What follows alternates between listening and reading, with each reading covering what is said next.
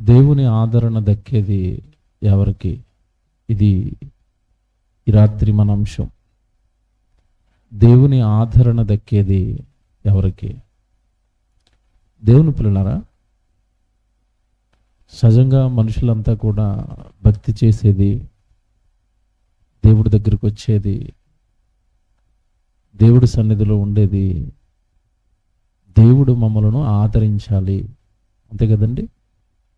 దేవుడు మనల్ని ఏం చేయాలి? ఆదరించాలి. ఆదరణ అనగానే అర్థం ఏంటంటే అన్ని విషయాలను పట్టించుకోవటం, అంతే కదండి.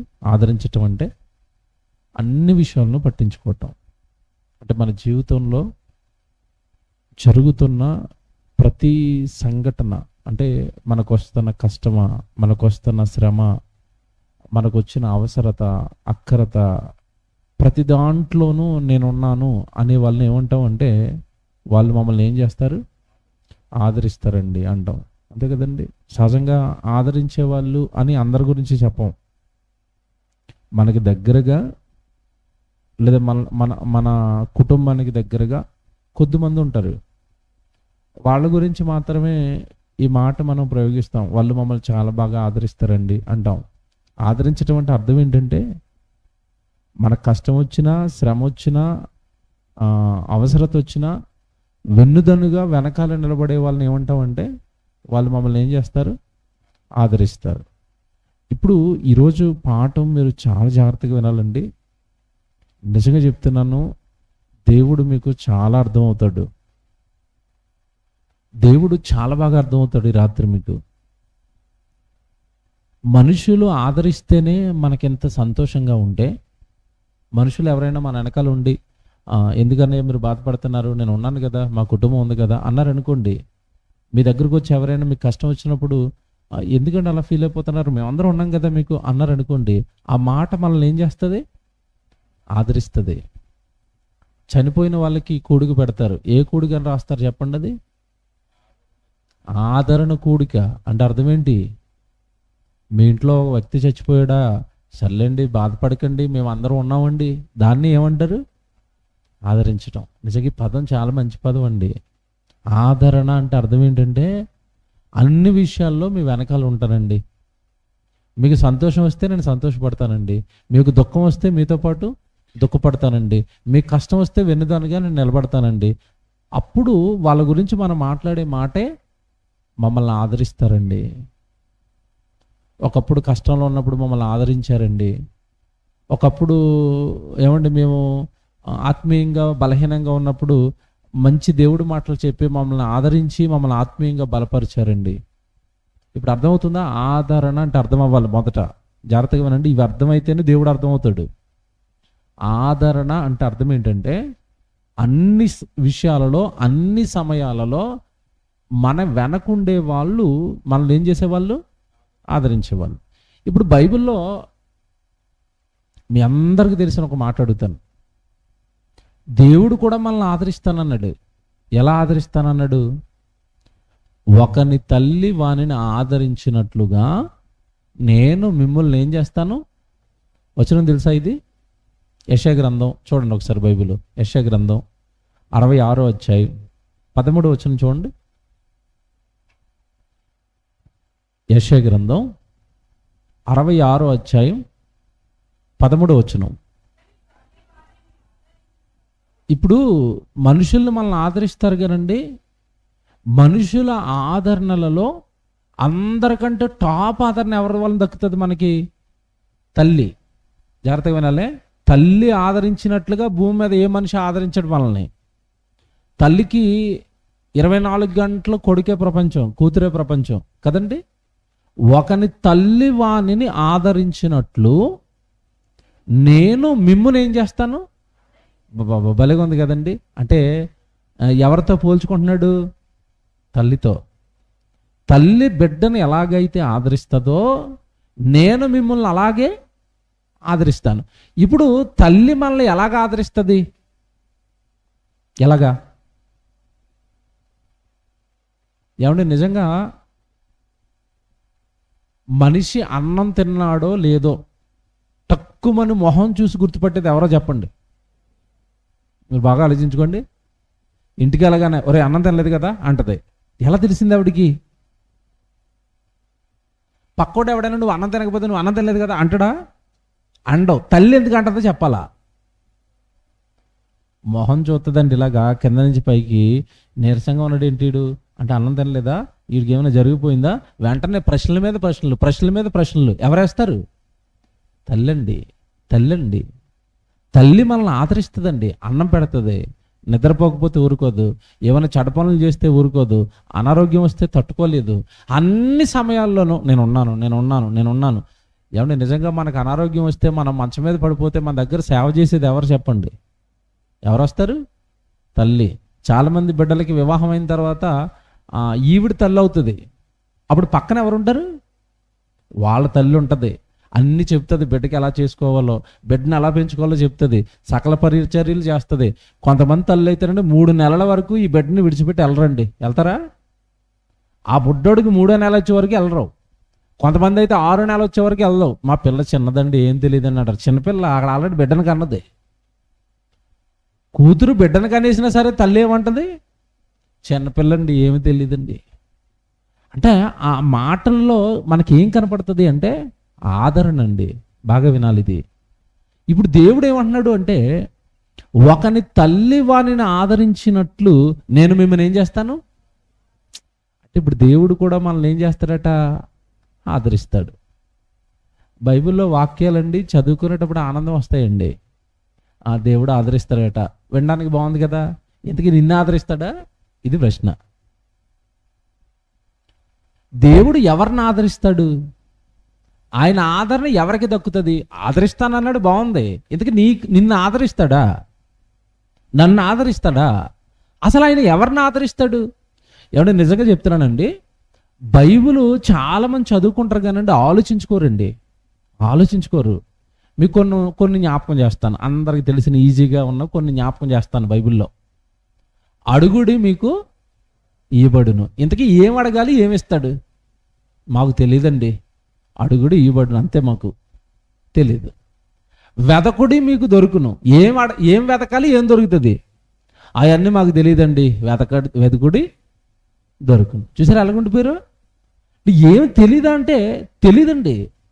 తెలీదు. నేను చెప్తున్నాను కదా, ఒకని తల్లి వాళ్ళని ఆదరించినట్లుగా యెహోవా వాళ్ళని ఆదరిస్తాడు అంటే ఇంతకీ ఎవరిని ఆదరిస్తానని చెప్పాడు? అంతే కదండి. ఉద్యోగం ఇవ్వబడును అని బోర్డు ఉంటుంది.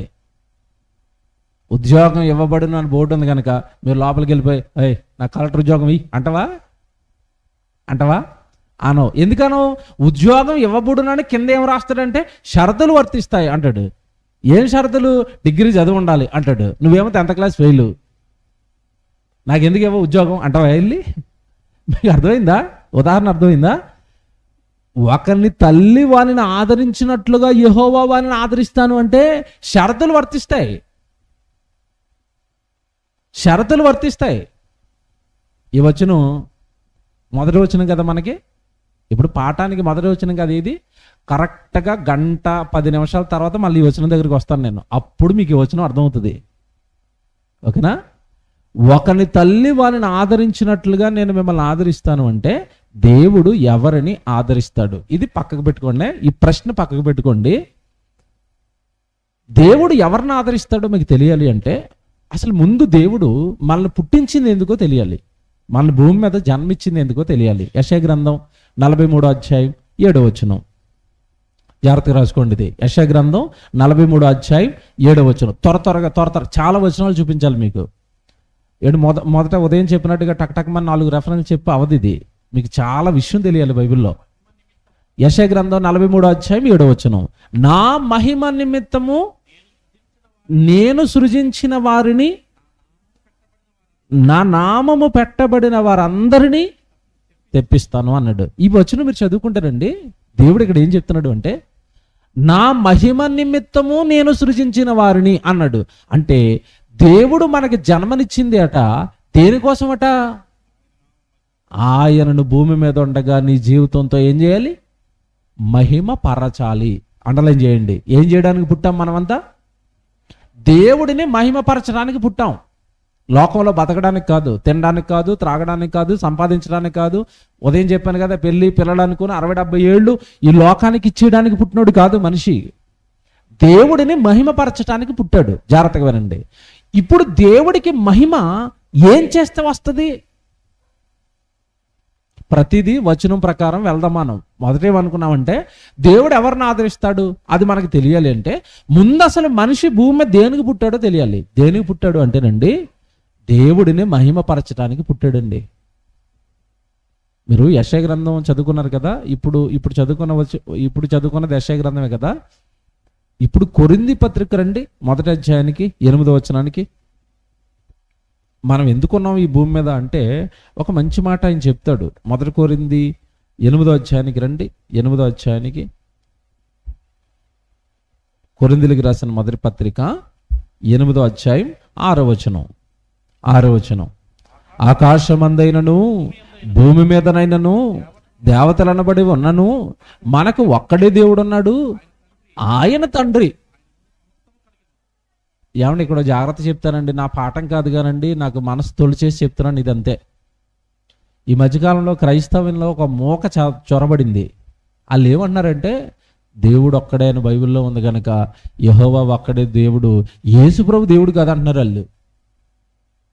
మన ఈ మధ్యకాలంలో నేను మియాపూర్ మా సంఘంలో ఇది మాట్లాడితే ఫోన్ల మీద ఫోన్లు, నాకు టార్చరు. నువ్వు అలాగెలాగంటావు. ఒరే బాబు, మీకు తెలియదురా, వినండ్రా సబ్జెక్టులు అంటే. ప్రసంగం విని ఫోన్ చేయరంటే అంటున్నాడు. నేను ప్రసంగం విన్నాను, నీతో మాట్లాడాలి. ఒరే, నా వాక్యం వినకుండా నేను నీతో ఏం మాట్లాడతాను? ముందు ప్రసంగం విని తర్వాత ఫోన్ చేయి, నోరు మూసుకొని ఫోన్ పెట్టాను. ఇప్పుడు ఇదిగో ఈ వచనమే, మాకు దేవుడు ఒక్కడే అంటే ఏ దేవుడు ఒక్కడట? ఎంత స్పష్టంగా ఉందంటే అక్కడ దేవుడు ఒక్కడే. ఏ దేవుడు ఒక్కడు? తండ్రి అయిన దేవుడు ఒక్కడే. కుటుంబానికి నాన్న ఒక్కడే అంటే అర్థం ఏంటి? తండ్రి ఒక్కడని, ఇంక పిల్లలు లేరా? అలాగే తండ్రి అయిన దేవుడు ఒక్కడే.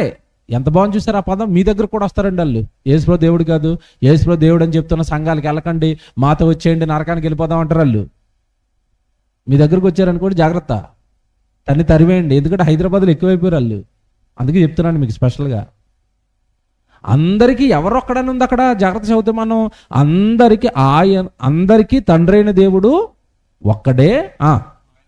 ఆయన తండ్రి అంటే ఎవరొక్కడు? తండ్రి ఒక్కడని చెప్పాడు బైబిల్లో.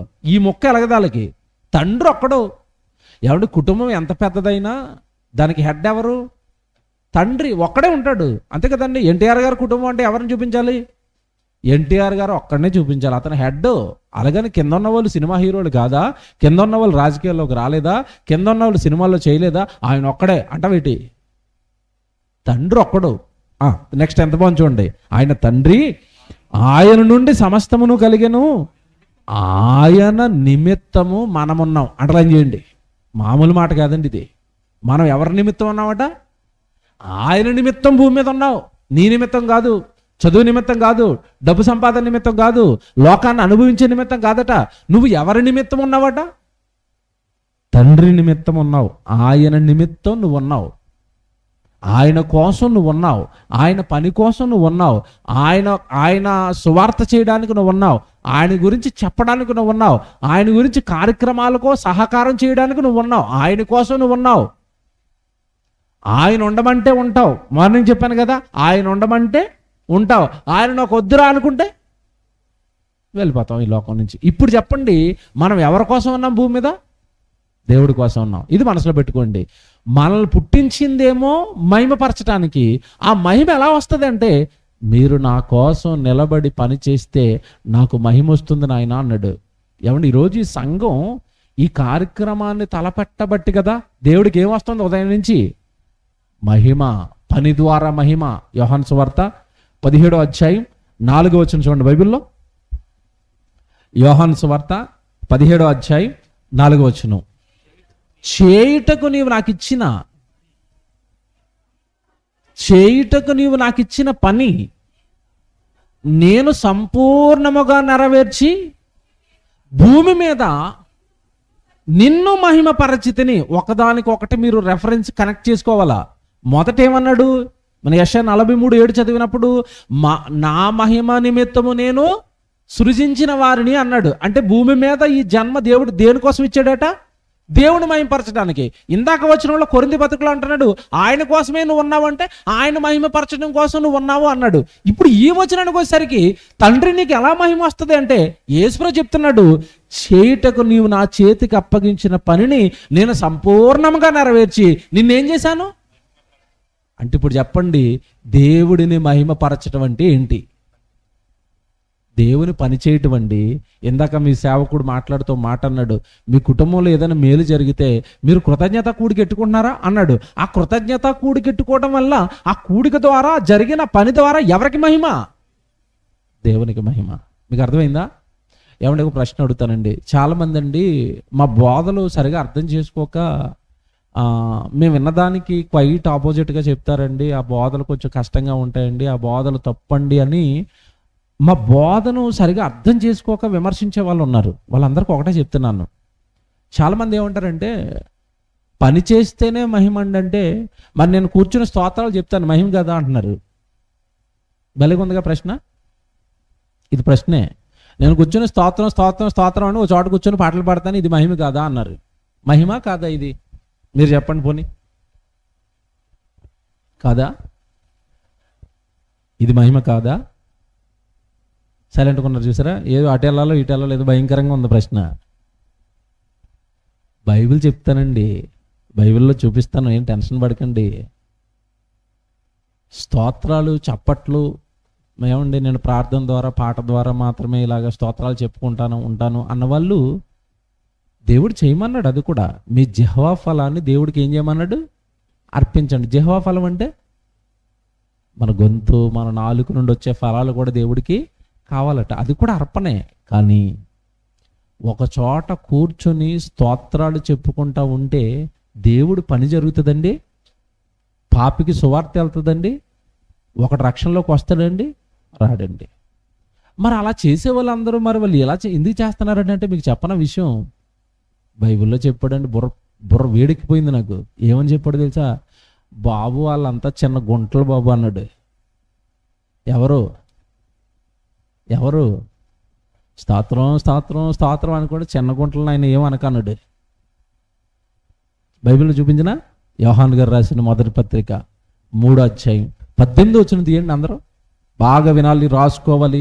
మేము బైబిల్ చెప్తున్నాం, ఆలోచించుకోండి. మార్నింగ్ చెప్పాను కదా, నేను చెప్పు సంగతులు నువ్వేం చేయాలి? ఆలోచించు అన్నాడు కదా, మీరు ఆలోచించండి. ఇప్పుడు 1 యోహాను 3:18 చిన్న పిల్లలారా అన్నాడు కదండి. నాకు డౌట్ అండి, ఇప్పుడు ఈ చిన్న పిల్లలారా అన్న వచనం సండే స్కూల్ వాళ్ళకి రాశాడా దేవుడు? ఎవరికి రాశాడు చెప్పాలి? సంఘానికే కదా. మరి సంఘానికి రాసి చిన్నపిల్లలారా అంటున్నాడు ఏంటి? మీరు అర్థం చేసుకోవాలి. చిన్నపిల్లలారా అని ఎందుకు అన్నాడు? అప్పుడప్పుడు మన మధ్యలో కొంతమంది పిల్లలు ఉంటారండి, వాళ్ళకి వయసు పెరిగిపోద్ది కానీ మెదడు పెరగదు. అప్పుడు వాళ్ళని చూసి ఏమంటాం? మనిషి పెద్దోడు అడిగానండి, చేష్టలు చిన్నపిల్లడు చేష్టలు అని ఏమనకండి, వదిలేండి అలాగా అంటారు. గుర్తుందా మీకు? అంటే మనిషి ఎదిగాడు కానీ ఏమి ఎదగలేదు, మెదడు ఎదగలేదు. ఇప్పుడు చిన్నపిల్లలారా అని ఎవరిని అంటున్నాడు తెలుసా? దేవుడు మనల్నే. ఎవరిని అంటున్నాడు తెలుసా? ఇప్పుడు అక్కడ చదవండి. చిన్నపిల్లలారా మాటలతోనూ నాలుకతోనూ కాక అన్నాడా? ఉందా బైబిల్లో? మాటతోనూ నాలుకతోనూ కాక అంటే అది సరిపోద్ది అన్నాడా? సరిపోద్ది అంటున్నాడా? సరిపోదు. మాటతోనూ నాలుకతోనూ కాక క్రియలతోనూ సత్యముతోనూ దేవుణ్ణి ఆరాధించండి, దేవుణ్ణి ప్రేమించండి. అంటే ఈ వచనం ప్రకారం దేవుడిని మహిమపరచటం అంటే, దేవుణ్ణి ప్రేమించటం అంటే ఏంటి? క్రియ అంటే పని. ఇందాక యేసుప్రభువు ఏం చెప్పాడు మనకి? చేయుటకు నీవు నాకు ఇచ్చిన పనిని నేను సంపూర్ణంగా చేసి భూమి మీద నేను ఏం చేశాను అన్నాడు? మహిమపరచాను. ఇక్కడికి వచ్చేసరికి అన్నాడు, చిన్నపిల్లలారా మాటతోనూ నాలుగుతోనూ కాక క్రియతోనూ సత్యంతోనూ నన్ను ఏం చేయాలి?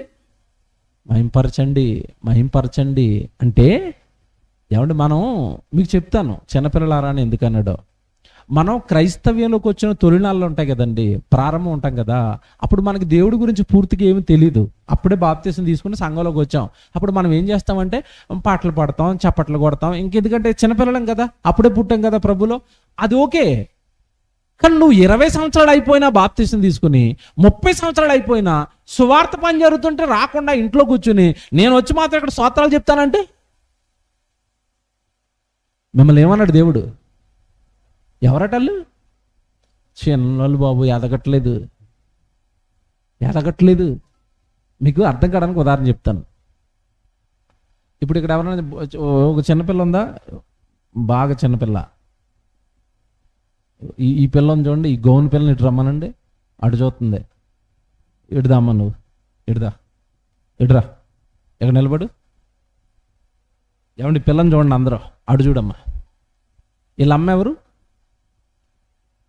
వీళ్ళ అమ్మ వచ్చిందా? రాలేదా? ఇప్పుడు ఈ పిల్లండి వాళ్ళ అమ్మ బట్టలు ఉతుకుతుందండి. ఈ పిల్ల వెనకాల వెళ్ళి మమ్మీ నన్ను బట్టలు ఉతకమంటావా అన్నదే. వాళ్ళ అమ్మ ఏమంట చెప్పాలి? ఈ పిల్లనే చెప్పాలా? ఎందుకు తల్లి నీకురా, నేను ఉతికేస్తాలరా అంటది. లేదు నేను ఉతుకుతానని మారం చేసింది అనుకోండి, పెద్ద బెడ్షీట్ ఇస్తుందా ఉతకమని? ఏమవుతా చెప్పండి? ఎంత కచ్చిపిచ్చి ఉతుకో బండ వేసుకుని అంటది. అంటే ఇప్పుడు ఈ పిల్ల పని చేయవలసిన అవసరం లేదు, మాట అంటే చాలు. ఎందుకు? ఈ పిల్ల చిన్నదండి. ఇప్పుడు ఇంకో పెద్ద పిల్ల కావాలి నాకు. ఆ ముందున్న పిల్లని రమ్మనండి. నువ్వు ఇక్కడ ఉండమ్మా, నువ్వు ఇక్కడ ఉండు, ఎలాగో. ఇప్పుడు ఈ పిల్లని చూడండి. ఈ పిల్ల వాళ్ళమ్మ బట్టలు ఉతుకుతుంది, వెనకాల వెళ్ళి బట్టలు ఉతకమంటావా అమ్మా అన్నదే. ఏమంటది వాళ్ళమ్మ చెప్పాలా? ఎందుకమ్మా నీకు తల్లి అంటదా? సిగ్గు లేదు, పొద్దు నానబెట్టాను బట్టలు అంటది. నిజమే కాదు చెప్పండి? కూర్చోండి అమ్మ తల్లులు. మీకు ఇప్పుడు ఏమర్థమైంది? సారం ఏమర్థమైంది? చిన్నపిల్లలు మాట అంటే చాలండి. ఈ పెద్ద పిల్ల ఇప్పుడు చెప్పండి, మీరు చిన్నపిల్లలా దేవుళ్ళో పెద్ద పిల్లలా? మాట్లాడుకునే వాళ్ళందరూ మరగుజ్జులు, భోజనాల దగ్గరికి వచ్చి వంట చేసిన వాళ్ళు అందరూ పెద్దోళ్ళు. ఇప్పుడు చెప్పండి, పాస్టర్ గారి దగ్గర చిన్నపిల్లలుగా ఉండిపోతారా, పెద్దోళ్ళు అవుతారా? పెద్దోడు పని చేస్తాడు, చిన్నపిల్లలు మాట్లాడుతారు. ఇప్పుడు దేవుళ్ళో నువ్వు స్తోత్రం అన్నాడు, ఆయన అంటాడు మరగుజ్జు, ఎదగట్లేదు, లెగట్లేదు, పనికి రావట్లేదు. పనితో మహిమపరచడానికి దేవుడు పుట్టిస్తే నువ్వేటి మాటలతో కానిచ్చేస్తున్నావు జీవితం అంతాన్ని? తప్పండి. ఏమంటే భార్య దగ్గరికి వెళ్ళి ఆరోగ్యం బాగున్నప్పుడు, అమ్మ నువ్వంటే నాకు చాలా ఇష్టం అమ్మా, స్టార్టింగ్లో ఎంత ప్రేమించాను తెలుసమ్మా, నువ్వు లేకపోతే ఉండలేనమ్మా, నిన్ను చూడకపోతే ఉండలేనమ్మా అన్నాడు. ఆవిడేమో రోగం వచ్చి మంచాన్ని పడిపోయి ఉంది. వీడు పాత క్యాసెట్లు వేస్తున్నాడు అక్కడ. ఆవిడికి ఎలాగుంటుంది? లోకల్ మంట మండిపోయి, తెలిసిరా నీ నాటకాలు, నా మీద ప్రేమ ఉంటే డైలాగ్ వెయ్యు, ఏం చేస్తావు? హాస్పిటల్కి తీసుకెళ్తావు కదా, ఆలోచించుకుంటావు కదా, ఈ రోగం ఎలా తగ్గించుకోవాలి, ఎలా బాగు చేసుకోవాలి, ఎలా ఒకప్పుడు నా భార్య సంతోషంగా ఆనందంగా నా కళ్ళ ముందు ఉండేది కదా, అయ్యో ఇలాగ అయిపోతుంది అంటే బాధపడిపోతాడు కదండి ప్రేమించినోడు. నాటకాలు ఆడినోడు మాట్లాడతాడు అంతే. ఇప్పుడు చెప్పండి, ఈ మాట్లాడే వాళ్ళందరూ దేవుని ప్రేమించే వల్ల మీరు చెప్పండి, నాటకాల బ్యాచ్ ఇది? ఏ బ్యాచ్? మన క్రైస్తవ్యంలో పాట ఉందండి. పాట మంచిదే, కానీ అర్థం అవ్వలేదు అంతే. ప్రతి కృతజ్ఞత కూడికి పాట పాడతారు. ఏ పాట తెలుసా? నీవు చేసిన ఉపకారములకు నేనేమి చెల్లింతును, ఆగిరా నేనేమి ఇవ్వలేను బాబు అంటే బాగున్ను. వేలాది నదులంతా విస్తార తైలంబు నీకిచ్చినా, బబ్బబ్బబ్బబ్బబ్బా ఏం పాటది? తైలం ఎంత ఇస్తారట దేవుడికి? ఓ క్యాన్ అనలేదండి, నది అహంగా. పోనీ ఒక నది అనలేదు, ఎన్ని నదులు? అమ్మ నాయన, వేలాది నదులంటే ఎంత నూనె చెప్పండి, ఎన్ని ట్యాంకర్ నూనె చెప్పండి. పోనీ ఇక్కడికి వచ్చండి, ఒక చెల్లి పాట పాడేస్తుంది, వేలాది నదులంతా విస్తార తైలంబు నీకిచ్చినా చాలునా అన్నదే. ఆయనకి వినపడిపోయింది ఇది. ఎవరికి? దేవుడికి. ఒకవేళ దేవుడు తక్కమని ఇక్కడికి వచ్చేసి యేసుప్రభు ఆపమ్మా పాట అన్నాడు, ఆపింది. ఏం పాట పాడావు అన్నాడు. ఎంత ఇస్తానన్నావు నాకు నూనె మాటలతో అన్నాడు. ఎంత? వేలాదినంత. అవసరం లేదమ్మా, సెమినార్ జరుగుతుంది, 20 కేజీలు డబ్బా పట్టురా అన్నాడు. తెస్తుందా? ఇది చెప్పండి, ఇది భక్తా నాటకమో చెప్పాలి నాకు, చెప్పండి. బైబిల్ భలే ఉంది కదండి. ఇదంతా చిన్నపిల్లడి బ్యాచ్ అని ముందే రాశాడు దేవుడు. ఆడంతే నాయన నాటకాలు మాటలు తప్ప పని ఉండదు బాబాడు. ఆడు చిన్నోడు అంతే, ఆడిని మనకు మరగుజ్జాడు అన్నాడు. చిన్నపిల్లలారా, మాటతోనూ నాలుకతోనూ కాక క్రియతోనూ సత్యముతోనూ దేవుడిని ఏం చేయాలి? బాబా, ఈ బోధ యూనివర్సిటీ చేసిన ఈ బోధ అర్థం కాక వాళ్ళు స్తోత్రాలు చెప్పొద్దు అంటారు, వాళ్ళేమో ఏమండి దేవుడిని మహింపరచొద్దు అంటారు అన్నారండి. ఉత్తిదేనండి, మీకు అర్థం అవ్వలేదు మా బాధ, అంతే. మా బాధ అర్థం అవ్వలేదు, మా బోధ అర్థం అవ్వలేదు. దేవుని పిల్లలారా, ఇప్పుడు మీరు బాగా ఆలోచిస్తే భూమి మీద మనిషిని దేవుడు పుట్టించింది దేవుడిని మహిమపరచడం కోసం. ఆ మహిమేమో పనితో వస్తుంది అన్నాడు. పని జరిగిస్తే, ఇక్కడ నుంచి జాగ్రత్తగా వినాలి కనెక్షను, పని జరిగిస్తే మనకేమొస్తాయి తెలుసండి? శ్రమలు వస్తాయి. పని చేస్తున్న ప్రతి వాడికి ఏమొస్తాయి? శ్రమ. బాగా వినాలి, ఇది అర్థం చేసుకోండి. నిజంగా ఈ చిన్న విషయం అర్థమైతే దేవుడి పనిలో, దేవుడి ప్రేమలో, దేవుడి సన్నిధిలో మనం వెనకైపోకుండా మన ఆత్మీయ జీవితం బలపడిపోద్దండి. పని చేయమని చెప్పింది ఎవరు? దేవుడు. ఇప్పుడు నువ్వు పనిలోకి దిగిపోయావు అనుకోండి, పని చేస్తున్న వాడికి ఏమొస్తాయి తెలుసండి? శ్రమలు వస్తాయండి, శోధనలు వస్తాయండి, మాటలు వస్తాయండి, ఏడుపు వస్తుందండి, రకరకాల నిందలు మన మీద పడతాయండి. ఎందుకు పడుతున్నాయంటే నువ్వేం పని చేస్తున్నావు? దేవుడు పని చేస్తున్నావు కనుక. దేవుడిలో నువ్వు తీవ్రంగా ఉంటున్నావు అనుకోండి, వాక్యంలో ఎక్కువగా ఉంటున్నావు, దేవుడి పనిలో ఎక్కువగా ఉంటున్నావు, ప్రేమలో ఎక్కువగా ఉంటున్నావు అనుకోండి, వెంటనే నీ మీద సైతాన్ గాడు వేస్తూ ఉంటాడు ఏదోటి. కారణం, నిన్ను బలహీనమైన వాడిగా మార్చాలి, నీ భక్తిని బలహీనత చెయ్యాలి. ఇప్పుడు జాగ్రత్తగా వినాలి. దేవుడండి ఎంత మంచోడంటే, నాయన పని చేయి నాయన అన్నాడు. పనిలోకి మనల్ని వెళ్ళమని చెప్పింది ఎవరు? దేవుడే. పని చేస్తుంటే మనల్ని శోధించి మనల్ని బాధ పెట్టేది ఎవరో తెలుసా? అపవాది. మనకు శోధనలు ఎవరి వల్ల వస్తాయి చెప్పండి? మనకు కష్టాలు ఎవరి వల్ల వస్తాయి? దేవుడు శోధిస్తాడా? శోధించడు. దేవుడు కష్టపెడతాడా? పెట్టడు. మరి నేను పని చేస్తుంటే నాకు శోధనలు వస్తున్నాయి ఏంటంటే అంటారు చాలామంది. నీకేం అర్థం కాక, పని చేసిన వాడికి, దేవుడి సన్నిధిలో ఉంటున్న వాడికి, దేవుడు భక్తిలో గడుపుతున్న వాడికి నిజంగా చెప్తున్నానండి, విపరీతమైన మానసిక శోధనలు ఉంటాయండి. సేవకులుగా ఈ వేదిక మీద కూర్చున్న వాళ్ళందరూ మీరు చూస్తే, చక్కగా కోట్ వేసుకుని, నేను మంచి షర్ట్ వేసుకుని, ఈయన పక్కన కనపడతాం అందరికి. అలాగా లోపలికి వచ్చి హృదయంలో చూస్తే అన్ని తూట్లే ఉంటాయి. పైన కోట్లు, లోపల తూట్లు. ఏ తూట్లు ఇవంటే అపవాదిగాడు పొడుస్తున్న తూట్లు, బాధలండి, శ్రమలండి, ఏయో తెలియని దుఃఖాలండి. ఇవన్నీ హృదయం నిండా నిండుకుంటాయి. కారణం ఏంటంటే పని చేస్తున్న వాడిని, దేవుడి కొరకు ఉన్నతంగా బ్రతుకుతున్న వాడిని అపవాది ఏం చేస్తుంది? శోధిస్తుంది. అందుకేనండి యేసుక్రీస్తుల వారు సైతాను గాడికి పెట్టిన పేరు ఏంటో తెలుసా? ఏమని పేరు పెట్టాడు చెప్పండి? ఆ శోధకుడు అన్నాడా? ఈ పేరు పలికింది యేసుప్రభువే. మత్తయి సువార్త చూడండి, మీరు ఎంత బాగా పలికాడు ఆయన. మత్తయి సువార్త 4వ అధ్యాయం 1వ వచనం అనుకుంటా చూడండి. 1వ వచనం చూడండి. 3వ వచనం చదువుదాం డైరెక్ట్గా. 3వ వచనం, మత్తయి సువార్త 4వ అధ్యాయం 3వ వచనంలో అపవాదిని యేసుప్రభు ఏమంటున్నాడు? ఆ శోధకుడు అంటే అపవాది కడుకున్న ఇంకో పేరేంటి అంటే నిన్నేం చేస్తాడు? నీకు అర్థమవుతుంది ఇప్పుడు? బబ్బా ఇది అర్థమైన తర్వాత అమ్మ నాయన దెయ్యం అనుకున్నాను నేను. మనకి శోధన వస్తున్నప్పుడు మన మనుషులను చూస్తామండి. మనకి ఏదైనా బాధ వచ్చినప్పుడు మనుషులను చూస్తామండి. కాదట, ఎవరో ఒక రూపంలో దేవుడి పనిలో మనం ఉండకుండా మనల్ని ఏం చేస్తాడట? శోధిస్తాడు. నీ భక్తిని పాడు చేస్తాడు, నీ ప్రేమను పాడు చేస్తాడు, నీ విశ్వాసాన్ని పాడు చేస్తాడు, దేవుడి పని మీద నీకున్న ఆసక్తిని పాడు చేస్తాడు, నీకున్న ఇంట్రెస్ట్ని పాడు చేస్తాడు, నీకున్న ఆ పని చేయాలన్న వేగాన్ని పాడు చేసేస్తాడు.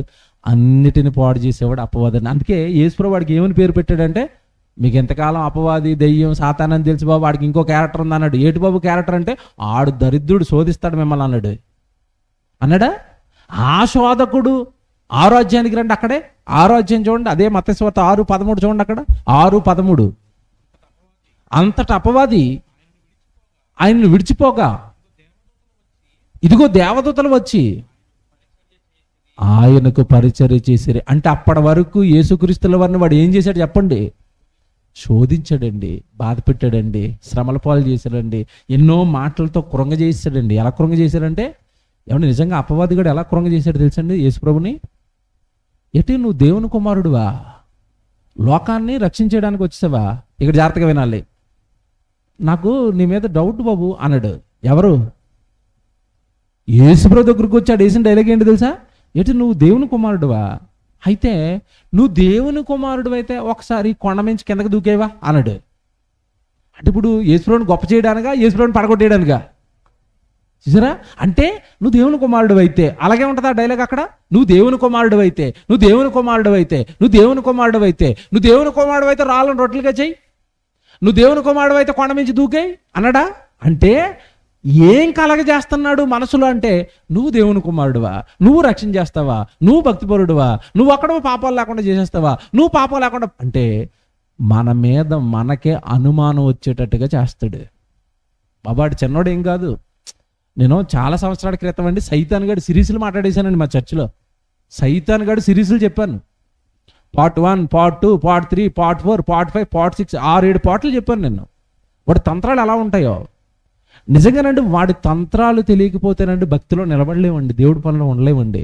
వాడు శోధిస్తాడు, నిన్ను ఏడిపిస్తాడు, బాధ పెడతాడు, ఏదో గలాట ఏర్పాటు చేస్తాడు, ఏదో శోధన ఏర్పాటు చేస్తాడు, ఏదో కష్టం ఏర్పాటు చేస్తాడు.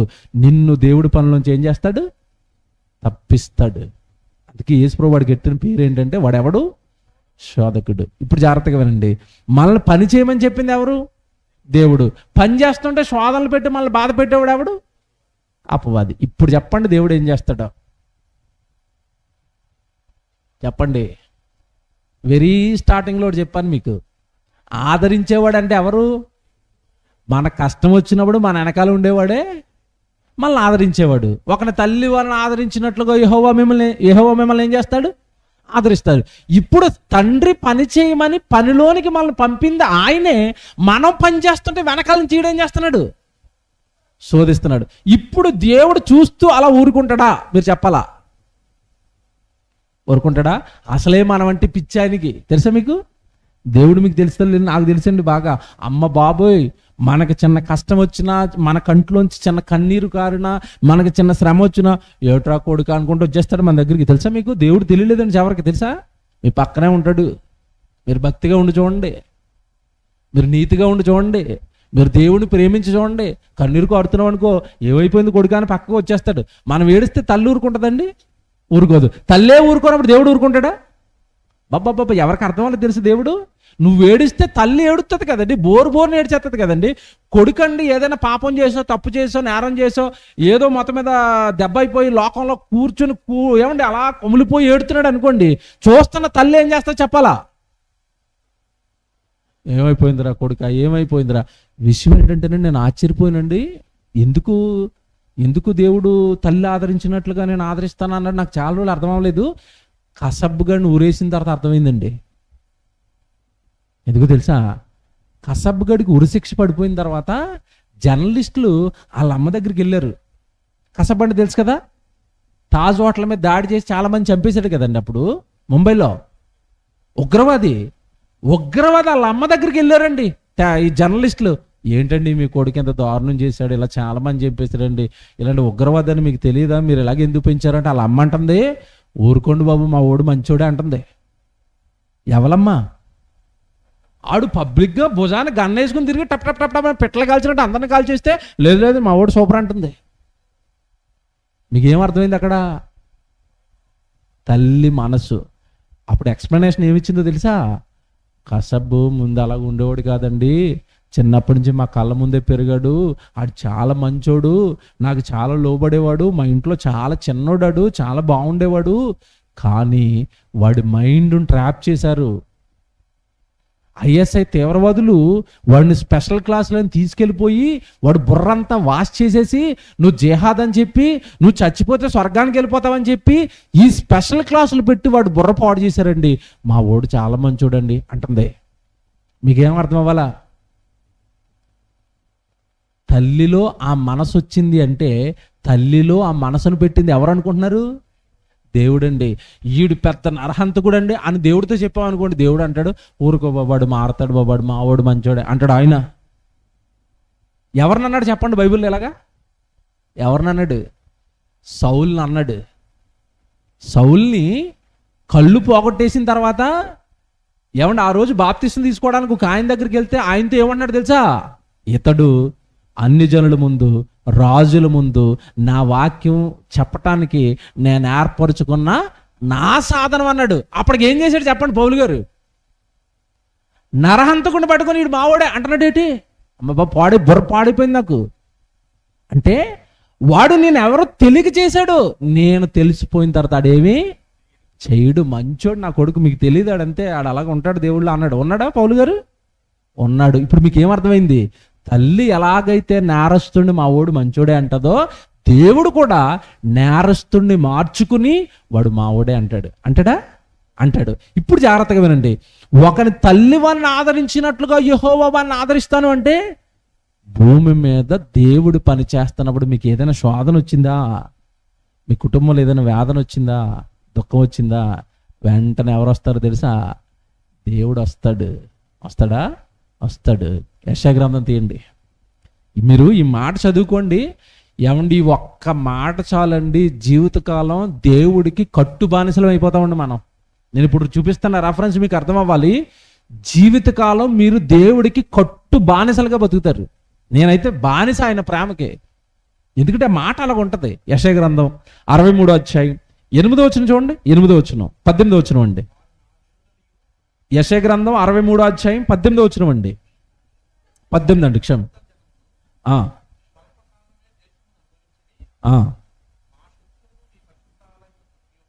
63:18 చదువుతున్నారండి. యెషయా గ్రంథం 63 అధ్యాయం, క్షమించండి 8వ వచనం అండి. 8 క్షమించండి 8వ వచనం అండి. యెషయా గ్రంథం 63 అధ్యాయం 8వ వచనం. వారు నా జనులనియు, ఇప్పుడు నా జనులని ఎవరి గురించి చెప్పుకున్నాడు? ఎవరిని పడితే వాళ్ళని చెప్పుకోడు సుమా. నోట్ తీసి అదే వాక్యాలు అర్థం అవ్వలేదు చాలా మందికి. నన్ను ఆదరిస్తాడు, నన్ను పరలోకం తీసిపోతాడు, షరతులు వర్తిస్తాయి. ఎవరిని పడితే వాళ్ళని పరలోకానికి తీసుకెళ్ళడు, ఎవరిని పడితే వాళ్ళని ఆదరించడు, ఎవరిని పడితే వాళ్ళని నా పిల్లలని అండు. ఎవరిని అంటాడట? ఎంత బాగా చెప్తున్నాడు చూడండి అక్కడ. ఎంత బాగా చెప్తున్నాడు? వారు నా జనులనియు అబద్ధములాడనేరని పిల్లలనియు. బా అంటే నువ్వు అబద్ధం ఆడకపోతే ఆయనకి పిల్లోడివి, అబద్ధం ఆడితే బాబు ఇది సైతాన్ బ్యాచ్ అంటాడు. ఎందుకు? యోహాను 8:44 మీరు టక్కమని గుర్తొచ్చేలా. అపవాది వాడు ప్రారంభం నుండి అబద్ధికుడు, అబద్ధానికి జనకుడు. ఇప్పుడు అబద్ధం ఆడుతున్న వాళ్ళందరూ ఎవరి పిల్లలు? చూసారా ఎలాగుంది వచనం, ఎలా ఉంది చూసారా? ఇప్పుడు ఎవరిని నా పిల్లలు అంటాడంటే, నువ్వు అబద్ధం ఆడకు, నువ్వు అబద్ధాలు ఆడకో. మళ్ళీ చెప్తున్నానే, అబద్ధం అంటే దేవుడికి అసహ్యం అండి. అబద్ధం ఆడకండి, అబద్ధాలు ఆడకండి. దేవుడు మీ వెనకాల ఉంటాడండి. దేవుడు ఎవరిని ఆదరిస్తాడు అంటే, అబద్ధికులని, మోసాలు చేసే వాళ్ళని, రోజుకో మాట మాట్లాడే వాళ్ళని దేవుడికి అసహ్యం ఉండేలంటే. ఎవరికి తెలియదు బైబిల్ దేవుడు లోతుగా ఎవరికి అర్థం అవ్వలేదండి. దేవుడు నా వెనకాల ఉంటాడు, దేవుడు నాకు తోడుగా వచ్చేస్తాడు. నువ్వు తెల్లారితేవి చేసేవన్నీ అబద్ధాలు, మోసాలు, బూతులు నీ వెనకాల ఎందుకు ఉంటాడు? దేవుడు ఆదరణ నీకు దక్కాలంటే నీ నోట్లో అబద్ధం ఉండకూడదు. మళ్ళీ చెప్తున్నాను, నువ్వు అబద్ధం ఆడేవా వదిలేస్తాను నిన్ను. ఏమంటే ప్రపంచంలో అబద్ధం చాలా చిన్నది తెలుసా? చిన్నదా పెద్దదా? ఎంత చిన్నదంటే 100 అబద్ధాలు ఆడి పెళ్లి చేయాలట. విన్నారా? ఇది శుద్ధి సామెతలు కొన్ని ఉంటాయి, పెద్దలు ఎట్ని నమ్మకండి. 100 అబద్ధాలు ఆడైనా సరే ఏం చేయాలంటున్నారు? పెళ్లి చేయాల.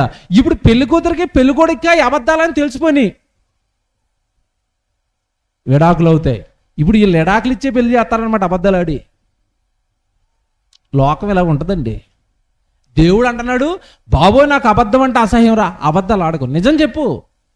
నిజం చెప్తే మనిషి బాధపడొచ్చండి, తర్వాత బాగుపడతాడండి. అవునా కదా? అవునా కదా? ఇప్పుడు నేను మిమ్మల్ని మీకు ఇష్టమైన బోధ చేసి మీతో చప్పట్లు కొట్టించుకోవచ్చు. నేను అబద్ధాలు చెప్పొచ్చు, బైబిల్లో లేని చెప్పొచ్చు, మీరు చప్పట్లు కొడతారు. కానీ ఎవరు బాధపడతారు? దేవుడు బాధపడతాడు. దేవుడు ఒరే నేను రాయింది నువ్వు చెప్పావు కదా అని నన్ను పక్కకు దూసేస్తాడు. ఇది అవసరం అండి? అందుకే మా మా ప్రసంగాలు కొన్ని కఠినంగా ఉండొచ్చు, కానీ అవన్నీ నిజాలు. నిజం ఎలా ఉంటుంది చెప్పండి? నిజం ఎలా ఉంటుంది? అబద్ధం మీకు తెలుసా? రెండింటికి తేడా. అబద్ధం తీయగా ఉంటుంది, నిజం లాగి లంప మీద కొట్టినట్టు ఉంటుంది, కానీ మనకి మేలు చేస్తుంది. ఇప్పుడు దేవుడికి ఎవరిష్టం అంటే అబద్ధములాడనేరని పిల్లలు. మీరు అబద్ధాలు ఆడితే దేవుడు మిమ్మల్ని ఆదరించడం, మీకు తోడుగా ఉండడం, మీ వెనకాల. మళ్ళీ చెప్తున్నాను, అబద్ధం నీ నోట్లో రాకూడదు. వారు అబద్ధములాడనేరని పిల్లలనియు అనుకొని ఆయన వారికి రక్షకుడు. ఆయన ఎవరికి అవుతాడట రక్షకుడుగా? బాగుందా? దేవుడు అర్థమవుతున్నాడా? అబద్ధాలు ఆడకుండా ఉంటే నీ వెనకాల ఉంటాడు. నేను చాలా మంది చెప్తాను, బాబు మీ జీవితాలు మార్చుకోండి, వద్దు ఈ మోసాలు వద్దు, ఈ అబద్ధాలు వద్దు, బాగా చక్కగా యథార్థంగా ఉండండి, మీ వెనకాల ఉంటాడు తోడుగా దేవుడు. ఏమంటే వాళ్ళకి రక్షకుడాయను. తర్వాత మాట చూడండి అక్కడ, వారి యావత్ బాధలలో ఆయన బాధనందును. వారికి వచ్చిన యావత్ బాధలలో దేవుడు ఏమి నొందుతాడట? మీ కింద చెప్పాను కదా, ఈ మాట అర్థమైతే జీవితకాలం కట్టుబానిస అని ఇదేనండి. నీకు బాధ వస్తే దేవుడు ఏం చేస్తాడట? బాధపడతాడా? నువ్వు ఏడిస్తే దేవుడు ఏడుస్తాడా? నువ్వు సంతోషంగా ఉంటే దేవుడు బబ్బబ్బబ్బబ్బబ్బా. ఇప్పుడు ఆయన సంతోషం, ఆయన దుఃఖం, ఆయన బాధ ఎవరి చేతుల్లో ఉన్నాయి చెప్పాలా? ఎవరి చేతుల్లో ఉన్నాయి? నీ చేతుల్లోనే. నువ్వు సంతోష పెడతావా, నువ్వు బాధ పెడతావా, నువ్వు ఆనంద పెడతావా, నువ్వు దేవుడిని ఎలా ఉంచుతావు నీ చేతుల్లోనే ఉంది. నువ్వు బాధపడ్డావు అనుకోండి, దేవుడు ఏం చేస్తాడట? బాధపడతాడట. వెంటనే అన్నాడని నిజంగా ఆశ్చర్యపోయాను. వెంటనే అక్కడ కనెక్షన్ ఏముంటుందంటే ఆయన సన్నిధిని దూత వారిని రక్షించును. అంటే ఇప్పుడు ఏమర్థం అవ్వాలి మీకు? మీకు బాధ రాగానే, మీకు శ్రమ రాగానే దూత వెళ్ళి భూమి మీదకి, మా ఓడికి కొంచెం బాధ వచ్చేసింది అన్నాడు. ఇలాగ భూమి మీదకి దూతలను పంపించిన సందర్భాలు ఉన్నాయా లేదా? భక్తులకు బాధ వచ్చినప్పుడు ఉన్నాయా? ఒకసారి చరిత్ర జ్ఞాపకం చేసుకోండి, బైబిల్ చరిత్ర. షడ్రక మెషక్ అబేద్నెగోల్ని ఎక్కడేశారు? అగ్నిలో వేశారు. పక్కన వచ్చి ఎవరు నిలబడ్డారు? దూత. ఎట్రా అగ్ని మిమ్మల్ని కాల్చేది చూసుకుంటాను. మీకు అర్థమవుతున్నాడు దేవుడు? అంటే మనకి బాధ రాగానే దేవుడు రక్షించడానికి ఎవరిని పంపిస్తాడట అంటే, ఇప్పుడు చెప్తాను, మనకి బాధ దేవుని పని నిమిత్తమై వస్తే, దేవుని సేవ నిమిత్తమై వస్తే, దేవుడి కొరకు నువ్వు బ్రతుకుతున్నప్పుడు నీకు హింసలు వస్తే, బాధలు వస్తే, నిందలు వస్తే, కష్టాలు వస్తే, దుఃఖాలు వస్తే, ఆయన మనల్ని బట్టి ఏం చేస్తాడట? నీకు ఇందాక ఉదాహరణ చెప్పాను, మనకు బాధ వస్తే మన కళ్ళ ముందు ఉన్న తల్లి ఏం చేస్తుంది? ఏడుస్తుంది. ఇప్పుడు నీకు బాధ వస్తే ఎవరు బాధపడతారట? అమ్మ నాయన. మీకు అర్థమైందా? మీకు అర్థమైందా? అంటే మనం బాధపడితే ఆయన బాధపడతాడు కనుక ఎప్పుడు కూడానండి మనకి బాధ వచ్చినా చెప్పుకోకూడదండి. చెప్పుకోకూడదు, తెలుసా? ఎందుకంటే మనకు బాధ వస్తే ఆయన ఏమైపోతాడు? బాధపడతాడు. మీకు విషయం చెప్పనా? చాలామంది భర్తలు వాళ్ళకి ఎన్ని కష్టాలు ఉన్నా భార్యకి చెప్పరండి. ఎందుకు చెప్పరు? మా ఆవిడకి నేనంటే చాలా పిచ్చండి, ఏదైనా చిన్నది జరిగిందని చెప్తే అదే మనసులో పెట్టేసుకుని ఏడుతో కూర్చుంటుందండి, పాపం పిచ్చిదండి అంటారు. అంటే బాధ చెప్పరు. ఎందుకు చెప్పరంటే భార్య ఏమవుతుంది? బాధపడుతుంది, ఏడుస్తుంది. చెప్పరండి. చాలామంది భర్తలు చెప్పరు. ఎందుకంటే అలా ఆనందంగా ఉండవండి, పాపం సంతోషంగా ఉండ. ఇప్పుడు మన బాధలు చెప్పుకున్నామండి, వాళ్ళు ఆడుతారో తీరుతారు, ఇంకా ఎక్స్ట్రా బాధపడటం తప్ప. ఆ బాధ ఏదో తలకిందులుగా పడి ఏదైనా తీర్చుకోవాలి. మళ్ళీ ఈ మాత్రం దానికి మధ్యలోకి ఆవిడ లాగి ఏడిపించడం ఎందుకు? ఏమో నాకైతే నేను ఎలా ఆలోచిస్తానండి. అది సుఖంగా తిరగనే ఉండి ఇంట్లో వంట చేసుకుంటే వాళ్ళ మీద ఎందుకు ఈ తలపోట్లన్నీ? మీరు బాగా దేవుడి గురించి ఆలోచిస్తానండి, మనకొచ్చిన ప్రతి బాధ ఆయనకి చెప్పామనుకోండి, ఆయన ఏమైపోతాడట? నేను నిజంగా చెప్తున్నానండి, దేవుడి సన్నిధిలో నేను కళ్ళు మూసి పరలోకమందున్న మా తండ్రి ఆయన్ని నేను జ్ఞాపకం చేసుకోగానే నేనేం చెప్తాను తెలుసండి ఆయనకి? దేవా, ఎంత సంతోషాన్ని ఇచ్చారు తండ్రి, ఎంత ఆనందాన్ని ఇచ్చారు తండ్రి, మీ వాక్యం చెప్పుకొని మీ సన్నిధిలో ఉండి ఎంత చక్కటి అవకాశం, భాగ్యం నాకు ఇచ్చారని తండ్రి, నేను చాలా హ్యాపీ తండ్రి, మీరు సంతోషంగా ఉండండి తండ్రి. బాగుందండి, ఇది బాగుందండి. కొంతమంది ఉంటారండి, తండ్రి మా ఇంట్లో ఎలకలు వచ్చేసినాయి తండ్రి, దుర్మార్గులు వీళ్ళు, ఏం చేయట్లేదు ఇలాంటి ప్రార్థనలు. అంటే కనీసం దేవుడు మనసు అర్థం అవ్వలేదండి వీళ్ళకి. ఇంకా ఆయన బాధ పెట్టకూడదు. ఏమన్నా ఎలకొత్తారు, కొట్టు దగ్గరికి వెళ్తే కేక్ ఎత్తాడు కదండి, ఎలకలు చచ్చిపోయి కేకు. మీకు అర్థమైందా? మీకు ఇది అర్థం అవ్వదు. మీకు వృద్ధాప్యానికి వచ్చేసిన ముసలి తండ్రి ఉన్నాడు అనుకోండి అనారోగ్యంతో, ఆయన దగ్గరికి వెళ్ళి కష్టాలు చెప్తారా, సంతోషకరమైన వార్తలు చెప్తారా? ఇప్పుడు మా తండ్రి గారు ఉన్నారండి, జైశాలి గారు. నిజంగా చెప్పనా, జైశాలి గారి కింద, మా తండ్రి గారి కింద ఉన్న వాళ్ళందరూ కూడానండి, ఇప్పుడు ఆయన వృద్ధాప్యంలో ఉన్నాడండి. ఆయన దగ్గరికి వెళ్ళి డాడీ అని ఒక నెగిటివ్ వార్త కూడా ఆయనకి చెప్పరు, తెలుసా? మేము చెప్పమండి, మేము ఎవ్వరూ చెప్పమండి. ఆయన దగ్గరికి వెళ్ళి చెడు వార్తలు కానీ, నెగిటివిటీ కానీ, చెడ్డ మాటలు కానీ ఆయన దగ్గర చెప్పం. ఎందుకు? చెబితే ఆయన మనసులోకి ఏమొస్తుంది? బాధండి. సంఘంలో డాడీ, మా మియాపూర్ సంఘంలో పెద్ద పెద్ద గొడవలు అయిపోతున్నాయి డాడీ అని అనుకోండి, ఆయనకి ఎలాగుంటుంది? ఏటి పిల్లలకి వాక్యం చెప్పితే అక్కడ కొట్టుకుంటున్నారా, చిచ్చే దుర్మార్గులు అని బాధపడతాడు. మేము వెళ్ళినప్పుడల్లా ఏం వార్త చెప్తా ఉంటే, సంఘం చాలా బాగుంది డాడీ, మేము చాలా బాగా దేవుడు పని చేస్తున్నాం. ఉన్నాడన్నా, very good, god bless you అంటాడు. ఎలాగుంది వార్త? ఇప్పుడు మీకు అర్థమైందా? ఇప్పుడు ఈ తండ్రి గారికే మనసు నొప్పించకూడదు అన్నప్పుడు ఆ తండ్రిని మనసులో ఎంత ఉన్నా, దేవా స్తోత్రం, బాగున్నాం మేము. ఇదే స్ట్రాటజీ మీరు సహోదరుల దగ్గర వాడండి. మీ దగ్గర ఎంత కష్టం ఉన్నా, తమ్ముడు బాగున్నావా, భలే ఉన్నా బాబు, దేవుడి పని భలే చేస్తున్నావు బాబు, నవ్వుతూ మాట్లాడండి. అవతరోళ్ళు ఆడికి ఎన్ని కష్టాలు ఉన్నా ఆడికేం వస్తుంది మళ్ళా, బాబా భలేగా ఉంటాడండి, ఎప్పుడు నవ్వుకుంటే ఎంజాయ్గా. లోపల తూట్లు ఉంటాయి కానీ నవ్వు వస్తుంది హృదయంలో సహోదరుని చూడగానే. అప్పుడు ఆ నవ్వులో, ఆ సంతోషంలో అవతల వాడికి ఏమొస్తుంది తెలుసా? ఎనర్జీ. బాబా ఇలా ఉండాలండి దేవుళ్ళలో. మీకు అర్థమైందా? మీకు ఒకటే చెప్తున్నాను, చిన్న ఎలకొచ్చింది, కాలుకు ముళ్ళు గుచ్చిపోయింది, ఇవన్నీ ఆయనకి చెప్పకండి. ఎవరికి? ఏటోనండి, ఏం అర్థం అవ్వలేదు. పోనండి, నీ ముళ్ళు గుచ్చుకోవడం, నీ రాళ్ళు గుచ్చుకోవడం చెప్పడానికి ఆయన ఏమైనా ఖాళీగా ఉన్నాడా? మీరు చెప్పండి. దేవుడు పని తెలుసా? నేను అటు వెళ్ళానంటే ఇంక ప్రసంగం అంతా అది 12 అవుతుంది. ఇప్పుడు ఆయన పని చెప్పానంటే రాత్రి 12 అవుతుంది. నిమిషము ఖాళీ లేకుండా అల్లాడిపోతున్న కన్న తండ్రికి ఏవైనా మంచి వార్తలు ఇవ్వండి. ఆయనకి మంచివి ఇవ్వండి. తండ్రి, వచ్చే నెలలో మీకోసం మీటింగ్ పెట్టబోతున్నాను తండ్రి, మా చుట్టాలందరినీ పిలిచేస్తాను తండ్రి, మీ గురించి వాక్యం చెప్పించేస్తాను తండ్రి, వాళ్ళందరూ మీ మాటలు వినేస్తారు తండ్రి అనగానే ఆయనకి ఎలాగుంటుంది? బా, కొడుకు భలేగా ఉన్నాడు, నాన్న చేయరా, నీ వెనకాల వస్తాను, పదరా, మీటింగ్ ఎలా జరుగుతుందో నేను చూస్తాను రా, నీకు ఏం కావాలో చెప్పరా, నేను ఇచ్చేస్తాను రా అంటాడు. బాగుందండి ఇది? బాగుందా? దేవుడికి బాగుంది. మనమేటాడు తెల్లారితే ఏడుపు గొట్టు వార్తలండి ఆయనకి ఇచ్చేవన్నీ. ఏడుపే, ఎప్పుడు ఏడుపులే, ఇంటి నిండా అన్నీ ఉంటాయి. దేవా ఇంకేమిస్తావు దేవా? ఏమివ్వను రా బాబు, ఇస్తే చచ్చిపోతావురా, ఇచ్చినవి సరిపోవు. కొంతమంది ప్రార్థన చేస్తారండి, ఏమండి చెప్పండి, అది ఆకాశపు వాకిళ్ళు విప్పి పట్టజాలకపోతే ఏం చేసుకుంటావు? ఏమన్నా అడగటంలో ఏమన్నా న్యాయం ఉందా? ఆకాశ వాకిళ్ళు విప్పి పట్టజాలనంత ఎందుకు చచ్చిపోవడానికి అట్లా కింద పడి చిచ్చి అంటే దేవుణ్ణి ఏమన్నా మీకు విషయం తెలుసా? ఆకాశ వాకిళ్ళు ఇప్పాడు. ఎప్పుడు ఇప్పాడు చెప్పాలా? ఎప్పుడు ఇప్పాడు బైబిల్లో? నోవహు జలప్రళయం రోజు ఇప్పాడు. ఇప్పితే ఏమైంది? మొత్తం స్వాహ, చచ్చి ఊరుకున్నారు. అంటే నువ్వు ఇప్పుడు అది అడుగుతున్నావా?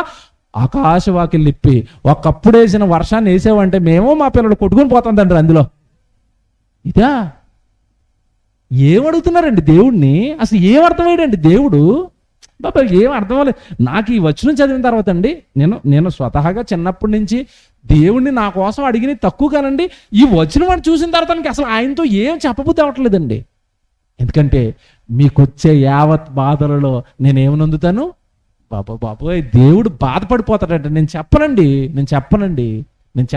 మీరు చెప్పకండి. చెబితే ఆయన ఏమైపోతాడు?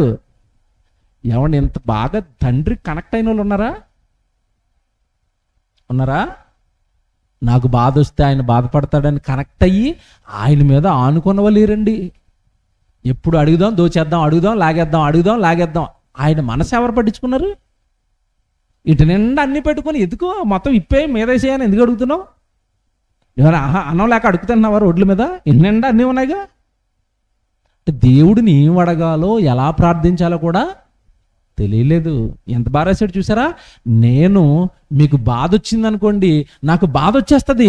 అప్పుడు వెంటనే నేను పరలోకంలో అలర్ట్ అయిపోయి దూతలందరినీ పిలిచేసి, ఇదిగో షడ్రక మెషక్ అబేద్నెగోల్ని అగ్నిలో వేసేస్తాను, వెళ్ళండి, నా పిల్లల్ని లాగేయండి, అలాగే బాధ వచ్చేస్తుంది. ఒకటి కండిషను. ఏంటి కండిషను? నా పిల్లల్ని అగ్గిలో వేస్తారు, అగ్గి వాళ్ళ శరీరానికి అంటుకోవడానికి కుదరదు. వాళ్ళ వెంట్రుక కాలిపోవడానికి కూడా కుదరదు. వెళ్ళిపోండి, వాళ్ళకి బాధ రాకూడదు అన్నాడు. ఇప్పుడు చెప్పండి దేవుడు ఎవరిని ఆదరిస్తున్నాడు? ఇప్పుడు చెప్పండి దేవుడు ఎవరికి రక్షకుడు అవుతున్నాడు? ఇప్పుడు చెప్పండి దేవుడు ఎవరు వెనకాల ఉంటున్నాడో? ఇప్పుడు చెప్పండి దేవుడు ఎవరిని ఆదరిస్తున్నాడో? నువ్వు దేవుడి పనిలో ఉంటావా? మీకు తెలుసండి, మేము పిచ్చెక్కిపోయి దేవుడి పని చేస్తాం. రాత్రి పగలు నిద్ర మానుకునండి, కుటుంబాలను వదులుకొని చేస్తాం. ఎందుకు తెలుసండి? ఆయన ప్రేమ మాకు అర్థమైపోయింది. ఏమంటే నిజంగా అలా పిచ్చెక్కిపోయి దేవుడి కోసం తిరుగుతుంటే వెనకాల మా మీద ఎంత ప్రేమ చూపిస్తాడు తెలుసండి. మీకు తెలియదండి, అనుభవిస్తా నాకు తెలుసండి, నాకు తెలుసది ఎంత ప్రేమ అండి బాబు, ఎంత ప్రేమ అండి దేవుడు మాకు అందిస్తున్నది. మేము చెప్పలేమండి, మాటల్లో చెప్పుకోలేమండి. ఆ ప్రేమని మాటల్లో చెప్పుకోలేమండి.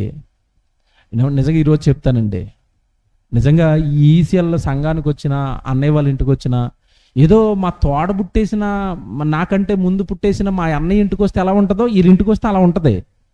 నిజంగా చెప్తానండి సభాముఖంగా. వాళ్ళు చూపించే ప్రేమ, వాళ్ళు చూపించే ఆప్యాయత, ఏమంటే వాళ్ళు మాట్లాడే మాటలు. నేను సేవకుడినండి, వాక్యం చెప్పడానికి పిలిచారు. వాక్యం అయిపోగానే టాటా బాయ్ బాయ్ అనాలి. ఉదయం నుంచి 3 సార్లు అడుగుతున్నాడు నన్ను. ఏం అడుగుతున్నాడు తెలుసా? అన్నయ్య రాత్రికి ఉండిపోండి అన్నయ్య మాతోని, పొద్దున్న వెళ్ళండి అన్నయ్య. ఈ ప్రేమ ఎవరు చూపిస్తారండి? ఇప్పుడు ఆయన నా మీద చూపిస్తున్న ప్రేమ ఆయనలో దేవుడు పెట్టాడు. ఇది చెప్పండి, దేవుడండి. పొందుకున్నారా ఇలాంటి ప్రేమలు? ఇలాంటి ప్రేమలు పొందుకున్నారా? ఈయన నన్నెందుకు ప్రేమిస్తున్నాడంటే అన్నయ్య దేవుడి కోసం ఉన్నాడు కనుక. అంతేనా? నేను ఏదో రోడ్డు మీద గుట్టకాలు తినకుండా తింటే మా ఇంటికి వచ్చి ఉండి బాబు 4 రోజులు గుట్టకాలు ఇంట్లో వేసి వెళ్ళిపో అంటాడా? మీకు ఏమో అర్థం అవ్వాలి. చూసారు దేవుడు అంటే, నా పని చేయండి, మీకు అమితమైన ప్రేమను నేను ఇస్తాను. ఎంతమంది అన్నదమ్ములు కావాలి, ఎంతమంది అక్క చెల్లెలు కావాలి, ఎంతమంది తల్లులు కావాలి, నీకు ప్రేమిస్తాను కొడుక, నిన్ను పిచ్చిగా ప్రేమిస్తాను రా, నా పని చేయరా అన్నాడు దేవుడు. ఏమంటే నేను ఈ మధ్యకాలంలో అద్దంకి వెళ్ళానండి. నా జీవితంలోనండి మా నాన్న చిన్నప్పుడే దూరం అయిపోయాడు. మా నాన్న ప్రేమ ఎలా ఉంటుందో నాకు 5వ తరగతి చదివేటప్పటికే కట్ అయిపోయింది. మా నాన్న ప్రేమ లేదండి నాకు. మా అమ్మ ప్రేమ 20 సంవత్సరాలు వచ్చే వరకు మా అమ్మ ప్రేమ అందిందండి. మా అమ్మ కట్ అయిపోయిందండి, వెళ్ళిపోయారండి వాళ్ళిద్దరు. అప్పటి నుంచి ఒంటరి ప్రయాణం, ఒక్కడనే. అక్క లేదు, తమ్ముడు లేడు, అన్నయ్య లేడు, చెల్లెలు ఎవరు లేరండి. ఒంటరి ప్రయాణం నాది. నేను మొన్న అద్దంకి వెళ్ళానండి. అద్దంకి వెళ్ళిన తర్వాత రూతు గ్రంథం గురించి చెప్పాను. నిజంగా రూతు గ్రంథం విన్న తర్వాత అంటే చాలామంది కుటుంబాలు ఆనందం అయిపోయారు, సంతోషం అయిపోయారు. నిజమే కదా, దేవుడు చెప్పినట్టుగా ఇలా మా కుటుంబం ఉంటే ఎంత ఆనందంగా ఉండేవాళ్ళం మనమని. నిజంగానండి, ఒక తల్లి నా దగ్గరకు వచ్చిందండి. సభ అయిపోయిన తర్వాత ఒక తల్లి వచ్చేసి నా గడ్డం ఇలా పట్టేసుకునండి, నాయన కొడుక, నువ్వు నా కడుపులో పుడితే ఎంత బాగుండ్రా అంటుంది. నా కడుపులో పుడితే ఎంత బాగుండ్రా, మా ఇంట్లో పుడితే ఎంత బాగుండ్రా. బాబు ఏటా చిన్న వయసులో అంత జ్ఞానం ఏంటి కొడుకు అని ఇలా గడ్డమట్టేసుకుని ముద్దాడేస్తుంటే ఆవిడలో ఎవరున్నారు చెప్పండి? ఆవిడలో ఎవరున్నారు? మా అమ్మండి. అంతే కదండి, మా అమ్మ లేదు. అలాగని ఇప్పుడు అమ్మ లేదా? ఉంది. నాకు అన్నయ్యలు లేరు, ఇప్పుడు అన్నయ్యలు లేరా? ఉన్నారు. నాకు తమ్ముళ్ళు లేరు, ఇప్పుడు తమ్ముళ్ళు లేరా? ఉన్నారు. ఎందుకు ఉన్నారు? ఈ ప్రేమలన్నీ ఎవరిస్తున్నారు చెప్పండి? దేవుడండి. మీరు సంఘంలో ఉండండి, మీరు సంఘంలో బాగా దేవుడు పని చేయండి. తమ్ముడు అనుకుంటే మిమ్మల్ని ఎంతమంది ప్రేమిస్తారండి? అన్నయ్య అనుకుంటే మిమ్మల్ని ఎంతమంది ప్రేమిస్తారండి? అంటే మనము దేవుడు పని చేస్తున్నప్పుడు ఒక పక్క నుంచి సైతానుగాడు శోధిస్తుంటే మరో పక్క నుంచి దేవుడు ఏం చేస్తున్నాడు? ఆదరిస్తాడండి. ఏమనుకున్నారు దేవుడు అంటే? ఆయన భూమి మీద ఉన్న వాళ్ళందరికంటే సూపర్ లవర్, అంటే ప్రేమికుడు. ఆయన ఇచ్చినంత ప్రేమ ప్రపంచంలో ఎవడు ఇవ్వలేడు. ప్రేమిస్తాడు. నీకు బాధ వస్తే బాధ, నీ బాధను తీర్చడానికి వెంటనే ఎవరిని పంపుతానన్నాడు? దూతను పంపుతాడు. కానీ కండిషన్స్ అప్లై. ఎవరి దగ్గర పంపుతాడు? పై వచనం, వారు అబద్ధములాడనేరని జనులనియు అన్నట్టు. చూసారా? అంటే నీ పరిశుద్ధత, నీ యథార్థత నచ్చితే నీ వెనకుంటాడు. మీకు మాట చెప్తాను. మన గర్భాన్ని పుట్టిన పిల్లల్లోనండి ఒకడు ముదురు ఉంటాడు, ఒక లేత ఉంటాడు. అంటే ముదురు అంటే బాగా తెలివితేటలతో ఉన్నవాడు ఉంటాడు, ఒకడేమో పాపం అంత అమాయకుడు ఉంటాడు. ఈ అమాయకుడి విషయంలో తల్లి కాస్త స్పెషల్ కేర్ చూపిస్తూ ఉంటుంది. చూపిస్తుందా? వాడు నోట్లో వేలు పెడితే కొరకడండి, అమాయకుడండి పాపం అని ఆడిని అంటి పెట్టుకున్నాడు వెనకాల ఉంటుందండి. ఇప్పుడు దేవుడు అంటున్నాడు, నా పిల్లలు అమాయకులు, దేవుడి కోసం ప్రకటించమంటే బ్యాగ్ వేసుకొని భుజాన్ని అలా కుటుంబాన్ని వదులుకొని రోడ్డు మీద సువార్త అంటూ వెళ్ళిపోతున్నారు, మరి నా కొడుకులు కదా వాళ్ళు అన్నాడు. పాప కొంతమంది ముదిరికాండి ఇట్లు ఉంటాయి, సువార్త చేయాలని తెలిసి ఇంట్లో కూర్చొని టీవీ చూస్తూ ఉంటాడు, ఈడు మంచి పిల్లడు అంటాడా, ఈడు పెద్ద దొంగ అంటాడు అంతే. నా పిల్లలకి అబద్ధాలు తెలీదు, నా పిల్లలకి మోసాలు తెలీదు, నా పిల్లలకి నేను అంటే పిచ్చి, నేను పని చేయమన్నాను సువార్తకి వెళ్ళిపోతున్నారు, నేను పని చేయమన్నాను కుటుంబాన్ని వదిలేసుకుంటున్నారు, నేను పని చేయమన్నాను అని వాళ్ళ అవసరతలు వదిలేసుకుని వాళ్ళు కొనుక్కోవాల్సిన వస్తువులు మానేసుకుని ఆ డబ్బట్టుకొచ్చి నాకు సువార్తలు చేసేస్తున్నారు, నా పిల్లలు అమాయకులు అంటున్నాడు. ఇప్పుడు చెప్పండి, దేవుడు ఎవరిని ఆదరిస్తాడు? నీ అవసరతలు ఆపుకుని ఆ డబ్బట్టుకొచ్చి దేవుడు పని చేస్తున్నావా? పిచ్చెక్కిపోతాడు నీ విషయంలో దేవుడు, తెలుసా? ఇప్పుడు ఈ సభకండి ఉదయం నుంచి ఇప్పుడు వరకు ఒక 40,000 50,000 ఖర్చు అయిపోయింది అనుకోండి, ఈ కుటుంబం ఈ 40,000 50,000 ఉంటే ఒక బంగారం చేయించుకోవచ్చు, ఆ చెల్లికి మెడలో దగ మెరుస్తూ ఉంటుంది. ఎంత బాగుంటుంది? బాగుంటుందా? బాగుంటుంది. ఎవరికి బాగుంటుంది? మనకి బాగుంటుంది. ఆయనకేం బాగుంటుంది?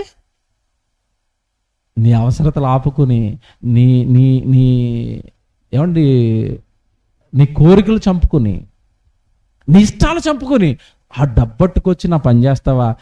ఏటు కొడుక, నేనంటే ఇంత పిచ్చిరా నీకు, నీ వెనకాల ఉంటానరా, ఏం జరుగుతుందో చూస్తాను అంటున్నాడు. ఇప్పుడు చెప్పండి, దేవుడు మన వెనక తెచ్చుకుంటే దేవుడు మీ వెనకాల ఉంటే, అప్పుడప్పుడు నేనండి నా తమ్ముళ్ళతో పిల్లలతో మాట్లాడుతున్నప్పుడు అని అది అలాగా ఇది అలాగా ఊరిక బాబు ఏమవుతుంది అంటాను నేను, వాళ్ళకి ఏం అర్థం అవుతుంది. నా ధైర్యం ఏంటంటే వెనకాల కొండ ఎవరు, నేను పిచ్చెక్కిపోయి దేవుడి కోసం తిరుగుతున్నప్పుడు నా వెనక ఆయన ఉండి నన్ను చక్కపెట్టుకోడా, నన్ను కాపాడుకుంటాడు. మనం ఏంటంటే ముదురు తెలివితేటలో ఆయన కోసం బతకరా, ఆయన చూసుకుంటాడంటే ఆయనకి ఏం తెలియదు రండి, నా ప్లానింగ్ లాగా ఉంటాయి అంటావు నువ్వు, అందుకే నిన్ను చూడ్డా ఆయన. నీకు అర్థమైందా? దేవుడు పిచ్చిగా మిమ్మల్ని ఆదరించాలి అంటే మీరండి గుడ్డుగా దేవుడు చెప్పిన మాటలన్నీ నమ్మేసి బతకడం స్టార్ట్ చేయండి. మీ వెనక వచ్చేస్తాడు ఆయన, మీ వెనకాల వచ్చేస్తాడు. వారి యావత్ బాధలలో నేనేం పొందుతానన్నాడు? బాధ. ఆదరిస్తాను, అక్కడ నిలబడతాను. నీ వెనక నేను నిలబడితే నీకేం జరుగుతుందో నేను చూసుకుంటాను నాన్న అన్నాడు. ఏమండి మాట చెప్తాను ఒకటి, దేవుడు ఒట్టు మాటలు చెప్పేవాడు కాదు. ఒట్టు మాటలు చెప్పేవాడా, చేసేవాడు. ఇప్పుడు మీకు వచ్చే యావత్ బాధల్లో నేను బాధ నొందుతానని చెప్పిన దేవుడు ఈ వచనాన్ని ఎవరి జీవితంలోనైనా నెరవేర్చాడా? ఆల్రెడీ ఒకటి చెప్పాను, షడ్రక్ మెషక్ అబేద్నెగో దానియేలును పట్టుకెళ్ళి అక్కడేశారు. ఆదరించాడా లేదా? ఆదరించాడు. ఇప్పుడు కొత్త నిబంధనలో కొంతమంది చూపిస్తాను. నిజంగానండి వాళ్ళకు వచ్చిన బాధలు ఎలాంటి బాధలు అంటే అసలు ఎవరితోనూ చెప్పుకోలేని బాధలు వచ్చినాయండి. ఆ సమయంలో దేవుడు వచ్చి అంటున్నాడు, నాయన మీరు డోంట్ వరీరా, మీ వెనకాల నేను ఉంటానన్నాడు. మత్తయి సువార్త చేత తీసుకోండి, ఎంత ఆనందాన్ని ఇస్తే తెలుసండి మీకు. మత్తయి సువార్త 10వ అధ్యాయం, మత్తయి సువార్త 10వ అధ్యాయం 16వ వచనం చూడండి. మత్తయి సువార్త 10వ అధ్యాయం 16వ వచనం, ఇదిగో తోడేళ్ల మధ్యకు గొర్రెలను పంపినట్లుగా నేను మిమ్మును పంపుచున్నాను. దేవుడు అంటున్నాడండి, బాబు మీరు గొర్రె పిల్లలు, లోకంలో ఉన్న వాళ్ళందరూ ఎవరాళ్ళు అంటే పిల్లల మీద ఎంత మంచి మనసో చూసారా యేసుప్రభుకి. నాయన మిమ్మల్ని లోకంలో పంపిస్తున్నాను నాయన, వాళ్ళు తోడేళ్ళు, మీరెవరు అంటున్నాడు? గొర్రె పిల్లలు నాయన, మీరు ఎవరు కొట్టరు కదా, మీరు ఎవరిని తిట్టరు కదా, మీరు ఎవరిని దూరం చేసుకోరు కదా, మీరు సాత్వికులు కదా, మిమ్మల్ని వాళ్ళు బాధ పెడతారు నాయన, మీరు మంచోళ్ళు కనుక మిమ్మల్ని వాళ్ళు బాధ పెడతారు నాయన. మరి ఏం చేయాలి ప్రభు మేము? చెప్తున్నాడు చూడండి అక్కడ, ఏం చేయాలి అంటే మీరు లోకంలో ఉన్నప్పుడు ఎలాగ ఉండాలి అంటే పాముల వలె వివేకులను, పావురం వలె నిష్కపటులనై ఉండండి, మనుషులను గూర్చి ఎవరిని పడతాడు నమ్మకండి ఆయన, జాగ్రత్తగా ఉండండి అన్నాడు. తర్వాత వారు మిమ్మును మహాసభలకు అప్పగించి, అపోస్తులను పట్టుకెళ్ళి ఎక్కడ నిలబడతారట? మహాసభలకు అప్పగించేసి తమ సమాజ మందిరములో మిమ్మును కొరడాలతో కొట్టింతురు. ఇదిగో నా కోసం నా సువార్త పట్టుకుని వెళతాను మిమ్మల్ని ఏం చేస్తారు తెలుసా? మహాసభలకు అప్పగిస్తారు. ఏమంటే మహాసభలు అంటే ఆ రోజు కోర్టు అండి, ఇది జాగ్రత్తగా వినాలి. కోర్టుకు అప్పగిస్తారు. కోర్టుకు అప్పగించి కోర్టులో మిమ్మల్ని ఏం చేస్తారట? కొరడాలతో కొట్టిస్తారు. కొరడాలతో కొట్టిస్తారు. జాగ్రత్తగా వినండి, కొరడాలతో కొట్టిస్తారు. కొడితే ఇప్పుడు సువార్తకి వెళ్ళమంటుంది ఎవరు? యేసుప్రభువే. వెళితే వాళ్ళు ఏం చేస్తారట? కొడతారు. కొట్టి ఎక్కడికి తీసుకెళ్ళి అప్పగిస్తారట? మహాసభ, జైల్లోకి, కోర్టుల ముందుకి తీసుకెళ్ళిపోతారట. అప్పుడు యేసుప్రభు ఏమంటున్నాడు చూడండి, వారు మిమ్మును అప్పగించినప్పుడు 19 వచ్చి చదువుతున్నారండి. వారు మిమ్మును అప్పగించినప్పుడు ఎలాగూ మాట్లాడుదుము, ఏమి చెప్పుదుమని చింతింపకండి. మీరు ఆ కోర్టులో నిలబడినప్పుడు ఏం మాట్లాడాలి, ఎలా మాట్లాడాలని మీరు చింతించకండి. నెక్స్ట్ అక్కడ చూడండి, మీరు ఏమేమి చెప్పవలెనో అది ఆ గడియలోనే మీకు అనుగ్రహింపబడును. ఎలా అనుగ్రహిస్తాడు? నెక్స్ట్ అక్కడే ఉంది, మీ తండ్రి ఆత్మ మీలో ఉండి మాట్లాడుచున్నాడే గాని మాటలాడువారు మీరు. బాబా, కోర్టులో నిలబెట్టేస్తారు వాళ్ళు మిమ్మల్ని. అక్కడ మీరు కోర్టులో వాదించుకోవాలంటే ఎవరు ఉండాలి మన పక్కన వాదించడానికి?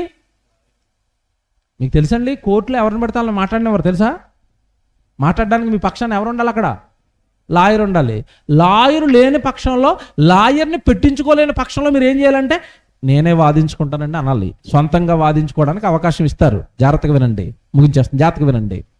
ఇప్పుడు దేవుడు అంటున్నాడు, మిమ్మల్ని తీసుకెళ్ళి కోర్టులో నిలబెట్టేశారు. కోర్టులో నిలబడిందేమో వీళ్ళు ఎవరండి? పాపం అపోస్తులందరూ ఎవరు? బాగా చదువుకున్న వాళ్ళు. వీళ్ళు ఎవరు? జాలర్లు కదండి, చదువు లేదు కదండి.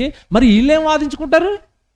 వీళ్ళు ఏం మాట్లాడుకోగలుగుతారు కోర్టులో జడ్జిల ముందు? అప్పుడు దేవుడు అంటున్నాడు, మిమ్మల్ని అనాథలుగా విడిచిపెట్టను ఆయన, మీ లోపలికి ఆత్మను పంపిస్తాను, ఆయన మాట్లాడతాడు, మీరు ఊరకుండండి అన్నాడు. ఎలాగుంది ఇప్పుడు దేవుడు ప్రేమ? పనిలోకి వెళ్ళమంటుంది ఆయనే. పనిలో శ్రమ వస్తే వెనకాల వస్తున్నది ఆయనే. ఇప్పుడు చెప్పండి, దేవుడు ఎవరిని ఆదరిస్తాడు? ఎవరిని ఆదరిస్తాడు? నీ ఇంట్లో ఇచ్చుకుని దేవా అంటే వేసుకోరా చిన్నపిల్లడు ఎద నాటకలా అంటాడు. మీరు ఇంట్లో కూర్చుని ఉండిపోయి ప్రార్థన అంటున్నారు అనుకోండి, ఇంట్లో కూర్చున్నావు కదా, ఏం రాకుండా నేను అంతమంది నన్ను పిలుస్తున్నావు అంటాడు. బయట సువార్తకి వెళ్ళిపోయి శ్రమ పడుతున్నాడు అనుకోండి, ఆయన చూసి అంటాడు, కొడుక ఏట్రా ఇంత చల్లో ఎలా తిరుగుతున్నావు, ఏట్రా సువార్తకు వచ్చేవా కొడుక, నీ వెనకాల వస్తానరా ఇంటికి చేర్చే వరకు అంటాడు. ఇప్పుడు ఇంట్లో ఉన్నవాడు చుట్టూ వస్తాడా? సువార్తకి వెళ్ళినోడు చుట్టూ వస్తాడా? చాలా మంది ఇంట్లో 3 పూటల శుభ్రంగా తినేసి పడుకునే ముందు, తండ్రి పడుకున్నాను తండ్రి, మామూలు దూతలు అయితే సరిగ్గా డ్యూటీ చేయరు తండ్రి, బంగారపు దూతలను పంపు తండ్రి. ఎందుకు? దోమలు కొట్టుకున్నానా? ఏం అడగాలి నువ్వు? ఏం అడుగుతున్నావు? నేను నిద్రపోవడానికి నీకు దూతలు ఎందుకు? అంటే దూతల్ని ఎవరికి కాపలాగా పెడతాడు, ఎవరికి తోడుగా ఉంటాడు, ఆయన సన్నిధిలో ఉన్న దూతలకి చెప్పి ఎవరికి రక్షకుడిగా పంపిస్తాడు అంటే, ఎవరిని ఆదరిస్తాడు అంటే, ఇంతకాలం మనకి తెలియలేదు. చూశారు, ఇప్పుడు అపోస్తులు సువార్తకి వెళ్తున్నారు కనుక, వాళ్ళకి శ్రమ వస్తుంది కనుక, ఆ శ్రమలో ఉన్న వాళ్ళని ఆదరించుకోవడానికి ఎవరిని పంపుతున్నాడు? ఆత్మను పంపిస్తున్నాడు, దేవదూతలను పంపిస్తున్నాడు. ఆయన మనసంతా వాళ్ళ మీదే పెట్టుకున్నాడు. ఇప్పుడు చెప్పండి, దేవుడు ఎవరిని ఆదరిస్తాడు? ఇప్పుడు దేవుడిని ఆదరణ కావాలంటే రేపు నుంచి ఏం మొదలెట్టండి? మీరు పని మొదలెట్టండి. ఇంట్లో కూర్చొని నాటకాలు అడగండి, రాడు మీ దగ్గరికి రాడండి. ఇప్పుడు మీకు విషయం చెప్తాను. మీకు ఇద్దరు పిల్లలు ఉన్నారు. ఒక ఆడపిల్ల ఇంట్లో ఉండిపోయింది, ఒక ఆడపిల్ల ఏమో ఉద్యోగం చేయడానికి బయటికి వెళ్ళింది. ఇప్పుడు వీళ్ళిద్దరిలో తల్లి మనసు ఎవరి మీద ఉంటుందో చెప్పాలా? ఈ టీవీ ముందు కూర్చొని రిమోట్ నొక్కుతూ ఉంటుంది, మమ్మీ పొగడి అన్నదనుకోండి, నెత్తి మీద గుద్దుది. అక్క రాలేదని నేను టెన్షన్ పడుతుంటే, అక్క వర్షం పడిపోతుంది ఎలాగో వస్తుందని నేను టెన్షన్ పడుతుంటే, నీకు పకోడీ కావాలా, టీవీ చూసుకుంటాను అంటది. ఇప్పుడు మీకు అర్థమైందా? ఉదాహరణ అర్థమైందా? ఇప్పుడు మనసు ఎవరి మీద ఉంది? బయట పనికి వెళ్ళిందండి పాపం, కుమార్తె ఉద్యోగం చేయడానికి బయటికి వెళ్ళిందండి. బయట ఏమో వర్షం వచ్చేస్తుందండి, బిడ్డ తడుచుకుంటూ వస్తుందో, బిడ్డ ఆటో దొరుకుతుందో లేదో, బిడ్డ ఇంటికి ఎలాగో వస్తుందో, ఎంత అల్లాడిపోద్దండి తల్లి. ఒకని తల్లి వాళ్ళని ఆదరించినట్లుగా దేవుడు మిమ్మల్ని ఆదరిస్తాడంటే, సేమ్ యాజ్ ఇట్ ఈజ్ గా మీరు తల్లిని జ్ఞాపకం పెట్టుకోవాలా. తల్లి మనసు ఎవరి మీద ఉంటుందో, దేవుడి మనసు వాళ్ళ మీదే ఉంటుంది. ఏం బైబిల్ అని పిచ్చెక్కిపోయింది నాకు. ఇది అర్థమవుతుంది. ఇంకోటి చెప్తాను నేను, నాకు 4-5 చెప్తే కానీ సాటిస్ఫాక్షన్ ఉండదు. ఇంకోటి చెప్తాను మీకు బాగా అర్థం అవడానికి. ఒక తల్లికి 2 పిల్లలు ఉన్నారు. ఏమంటే జాగ్రత్తగా వినండి. 2 పిల్లలు ఉంటే రోజు ఇద్దరు ఆడుకుంటున్నారు, ఇద్దరిని సమానంగా చూస్తుంది. ఒక రోజు ఏం జరిగిందంటే, ఒకడికి జ్వరం వచ్చింది. జ్వరం వచ్చి మంచం ఎక్కిపోయి 102 జ్వరం వచ్చి మూలిగేస్తున్నాడు. ఒకడేమో బయట వాకిట్లో ఆడుకుంటున్నాడు. ఇప్పుడు తల్లి మనసు ఎవరి మీద ఉంటుందో చెప్పాలా? మీకు అర్థమైంది? ఇప్పుడు ఎవరి మీద ఉంటుంది? జ్వరం వచ్చేసినప్పుడు దగ్గరే కూర్చొని ఆడికి తడబట్టెడుతూ ఆడిని అలా పైకి లేపుకొని జ్యూసులు వేస్తూ అన్నం తినిపిస్తూ ఎంత పరిచర్య చేస్తుందండి, ఎంత అల్లాడిపోద్దండి. ఎవరి కోసం? జ్వరం వచ్చిన బిడ్డ కోసం. ఈలోపు బయట ఆట ఆడుకుంటున్న పోగ్రీవుడు వచ్చి మమ్మీ అన్నం పెట్టి అన్నాడు అనుకోండి, ఏ పరా పక్కన ఉంటే తిను. అన్నం పెడదా? ఏయ్ అన్నకి బాగాలేదు, జ్వరం వచ్చింది, నన్ను విసిగించుకో, గట్టిగా మాట్లాడుకో, పోయి అన్నం తిని అక్కడ కూర్చొని అంటది. మనసంతా ఎవరి మీద ఉంది ఇప్పుడు? ఈడి మీద ఎందుకుందో చెప్పాలా? బిడ్డకి ఏమొచ్చింది? కష్టం అండి. వాడు లేవాలి, జ్వరం తగ్గిపోవాలి, అన్నం తినాలి, ఆడుకోవాలి. అప్పటి వరకు ఆడు మనసంతా ఎవరి మీద? బిడ్డండి. రోగం వచ్చిన బిడ్డ మీదనండి.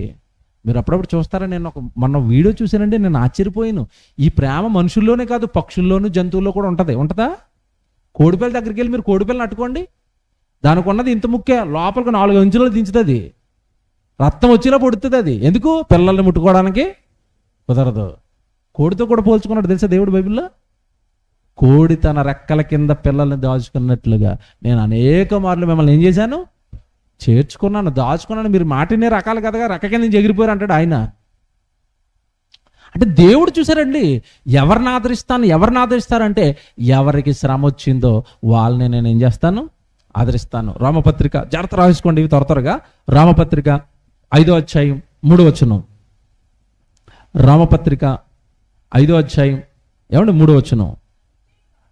రామపత్రిక 5వ అధ్యాయం 3వ వచనం. అంతేకాదు శ్రమ, నీకు వచ్చే శ్రమ ఓర్పు పరీక్షను, పరీక్ష నిరీక్షణను కలుగ చేయునని ఎరిగి శ్రమలయందును, ఇది అండర్లైన్ చేసుకోండి, శ్రమలయందును అతిశయపడుదుము. దేంట్లో అతిశయపడాలట? మనం దేంట్లో అతిశయపడతాం? దానమందు, ఉద్యోగమునందు అతిశయపడతాం మనం. ఆయన దేంట్లో పడమంటున్నాడు? శ్రమ వచ్చిందా? నిన్ను ఎవరైనా బాగా బాధపడుతున్నారా? నేను బాగా తిడుతున్నారా? నీకు ఆర్థికంగా బాగా కష్టాలు వచ్చేస్తున్నాయా? ఆ శ్రమల్లో నువ్వేం చేయాలట? అతిశయపడు. ఎందుకు? వెంటనే చెప్తున్నాడు, శ్రమల్లో ఎందుకు అతిశయపడాలంటే శ్రమల యందు అతిశయపడుము. ఎందుకనగా, చూసారు ఎలాగుందా బైబిల్? మీరు అక్కడ గీత ఉంటుంది కాబట్టి 2 కలుపుకోరండి మీరు. ఏమండి నేను మళ్ళీ చెప్తున్నానే, బైబిల్ చదువుకునేటప్పుడు అక్కడ ఎలాగుంది? అక్కడ శ్రమల యందు అతిశయపడదు మన కామ పెట్టి పక్కనే ఉంది గీత ఉంది కదా. మీరు అక్కడతో ఆగిపోయి తర్వాత చదువుకుంటారు, అందుకే మీకు దేవుడు అర్థమవుడు. శ్రమల యందు అతిశయపడతాము. ఎందుకనగా, కంటిన్యూషన్ చదవండి. ఎందుకు అతిశయపడాలి అంటే, ఎందుకనగా ఏ నిరీక్షణ మనలను సిగ్గుపరచదు, మనకు అనుగ్రహింపబడిన పరిశుద్ధాత్మ ద్వారా దేవుని ప్రేమ మన హృదయములో కొమ్మరింపబడి ఉన్నది. అది శ్రమ వచ్చినప్పుడు ఏం కొమ్మరించబడుతుందట? దేవుని ప్రేమ. ఇందాకే ఉదాహరణ చెప్పాను, కొడుక్కి జ్వరం రాగానే తల్లి ప్రేమ అంతా ఆడి మీద కొమ్మరిస్తుందా? కొమ్మరిస్తుంది. నీకు శ్రమ వస్తే దేవుడి ప్రేమ నీ మీద ఏమవుతుందట? కొమ్మరించబడుతుంది. నిజంగా చెప్తున్నాను, దేవుడి సన్నిధిలో ఉన్న వాళ్ళందరూ నిజంగా చెప్పాలి. మీరు ఎప్పుడైనా ప్రార్థన చేసి శ్రమలు కోరుకుంటారా, సంతోషాలు కోరుకుంటారా? ఏం కోరుకుంటారు? అంటే ఇండైరెక్ట్గా దేవుడిని ఏం అడుగుతున్నామంటే, మాకు ఎప్పుడు సంతోషమే, ఎప్పుడు నీ ఆదరణ కానీ, నీ రక్షణ కానీ, నీ ప్రేమ కానీ మాకు అవసరం లేదు. శ్రమ పడితే దేవుడి ప్రేమ కుమ్మరించబడుతుంది. శ్రమ ఉన్నోడి మీద, నీకు ఏ శ్రమ ఉందని దేవుడి మీద ప్రేమ కుమ్మరించాలి? ఏం కష్టపడిపోతున్నావు దేవుడి కోసం? నీకోసం సిలువలో యేసుప్రభు కష్టపడ్డాడా లేదా? ఆయన కష్టపడితే నీకు సువార్త అంది, నీకు రక్షణ వచ్చింది. మరి నువ్వు ఆయన కోసం ఏం కష్టపడుతున్నావు? ఏం శ్రమ పడతావు?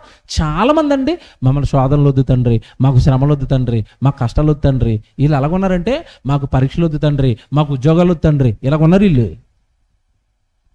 ఏమంటే పరీక్ష కష్టమేనా? కష్టమే. కష్టపడి చదివి పరీక్ష రాస్తే ఉద్యోగం కదండి.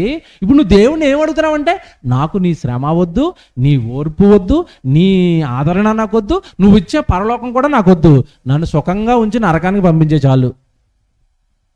ఇదా అడిగావు ఎంతకాలం దేవుణ్ణి నువ్వు? మరలా చెప్తున్నాను, లేఖనాల పరిశోధన అంటే ఇది.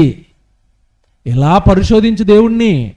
ఇలాగ లేఖనాల ద్వారా దేవుడిని అర్థం చేసుకో. ఊరకనే పట్టం, ₹1000 ఖర్చు పెట్టి మీరు వచ్చారా, గొప్ప సంగతి ఒకటి మీకు దొరికిపోద్ది. ఆ రోజు, ఈరోజు ఎంత బాగుందండి. దేవుడి ప్రేమ, దేవుడి రక్షణ, దేవుడి తోడు శ్రమల్లో ఉన్నవాడికి దక్కుతుందా? శ్రమలు కోరుకుంటే దక్కుతుందా? శ్రమల్లో ఆయన ప్రేమ కుమ్మరించబడుతుందా? పదం చూసారా, కుమ్మరింపబడుతుందట. ఆయన ప్రేమ కుమ్మరించేస్తాడట. ఏటు బాబు, ఏటు బాబు, ఏటు. ఏమంటే దేవుడు అనగానే ప్రేమ స్వరూపి, ప్రేమ స్వరూపి. నీకు కష్టం వస్తే నీ మీద ఏం కురిపిస్తాడు? బాగుందండి, బాగుందా, బాగుందా? అసలు వచనం చెప్పి ముగించేస్తాను. కొరింథీయులకు రాసిన మొదటి పత్రిక, రండి ముగించుకుందాం. రెండో పత్రిక, కొరింథీయులకు రాసిన రెండో పత్రిక, మొదటి అధ్యాయం 4-5 వచనాలు చదువుకుందాం. కొరింథీయులకు రాసిన రెండో పత్రిక, కొరింథీయులకు రాసిన రెండో పత్రిక 4వ అధ్యాయం, మొదటి అధ్యాయం 4వ వచనం. ఏమంటే జాగ్రత్తగా చూసుకోండి. ఇది దేవుడు మమ్మను ఏ ఆదరణతో ఆదరించుచున్నాడో, పౌలు గారు అంటున్నారు కొరింథీ పట్టణానికి, దేవుడు మమ్మల్ని ఏం చేస్తున్నాడు? ఏ ఆదరణతో ఆదరించుచున్నాడో అంటే పౌలు గారిని దేవుడు ఏం చేస్తున్నాడు?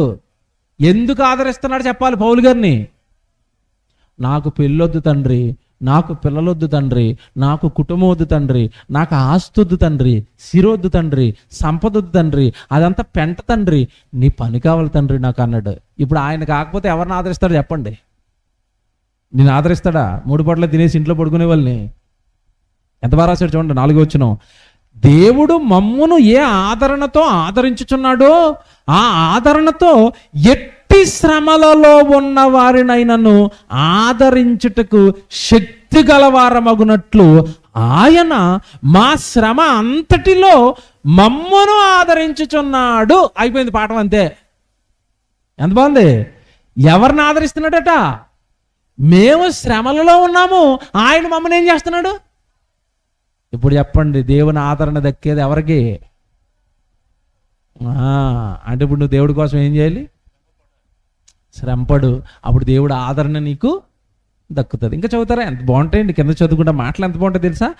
ఎట్టి ఆదరించుటకు శక్తి కలవారు అన్నట్లు ఆయన మా శ్రమ అంతటిలో మమ్మల్ని ఏం చేస్తున్నాడు? ఆదరించుచున్నాడు. 5వ వచనం. క్రీస్తు యొక్క శ్రమలు మా యందు ఎలాగూ విస్తరించుచున్నావో అలాగే క్రీస్తు ద్వారా ఆదరణయు మాకు విస్తరిస్తుంది. 5వ వచనం మామూలు వచనం కాదండి. నువ్వు ఎంతైతే శ్రమ పడతావో అంతే ఆదరణ నేను మీకు ఇస్తాను.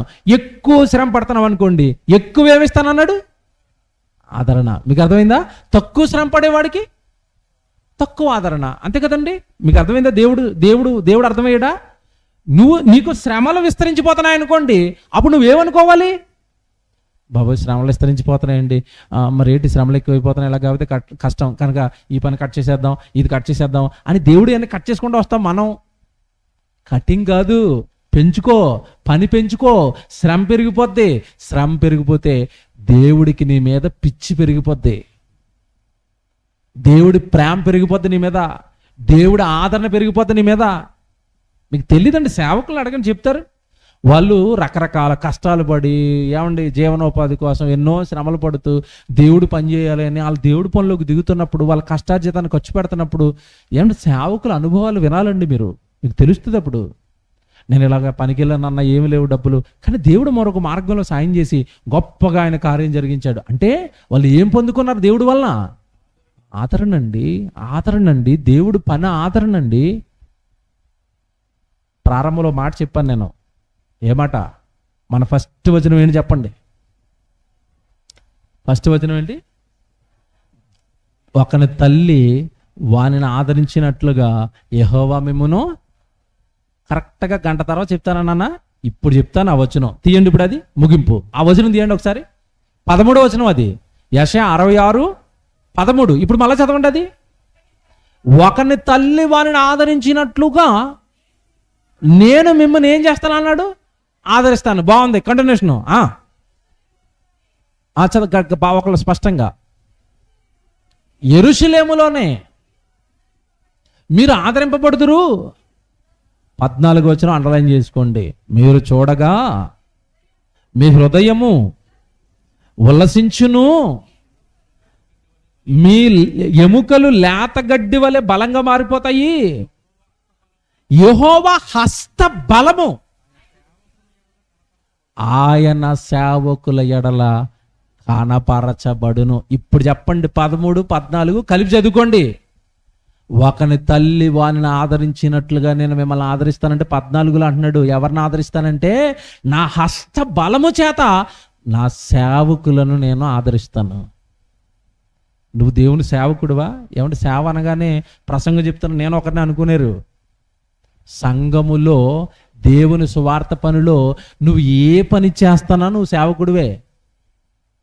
కెమెరా పెట్టేవాళ్ళు సేవకులే, సౌండ్ పెట్టేవాళ్ళు సేవకులే, వాళ్ళ కష్టార్జితాన్ని ₹1000 దేవుడికి ఇస్తారు చూడండి, సేవకులే. చాలామంది సోషల్ మీడియాలో పనిచేస్తారు, వాళ్ళు సేవకులే. సోషల్ మీడియాలో దేవుడు మాటలు పెట్టి వదులుతారు ప్రపంచం మధ్యలో, వాళ్ళు సేవకులే. వంట చేసేవాళ్ళు సేవకులే, మందిరం తుడిచేవాళ్ళు సేవకులే, కష్టార్జితాన్ని దేవుడికి ఇచ్చేవాళ్ళు అందరము సేవకులమేనండి, అందరము సేవకులమే.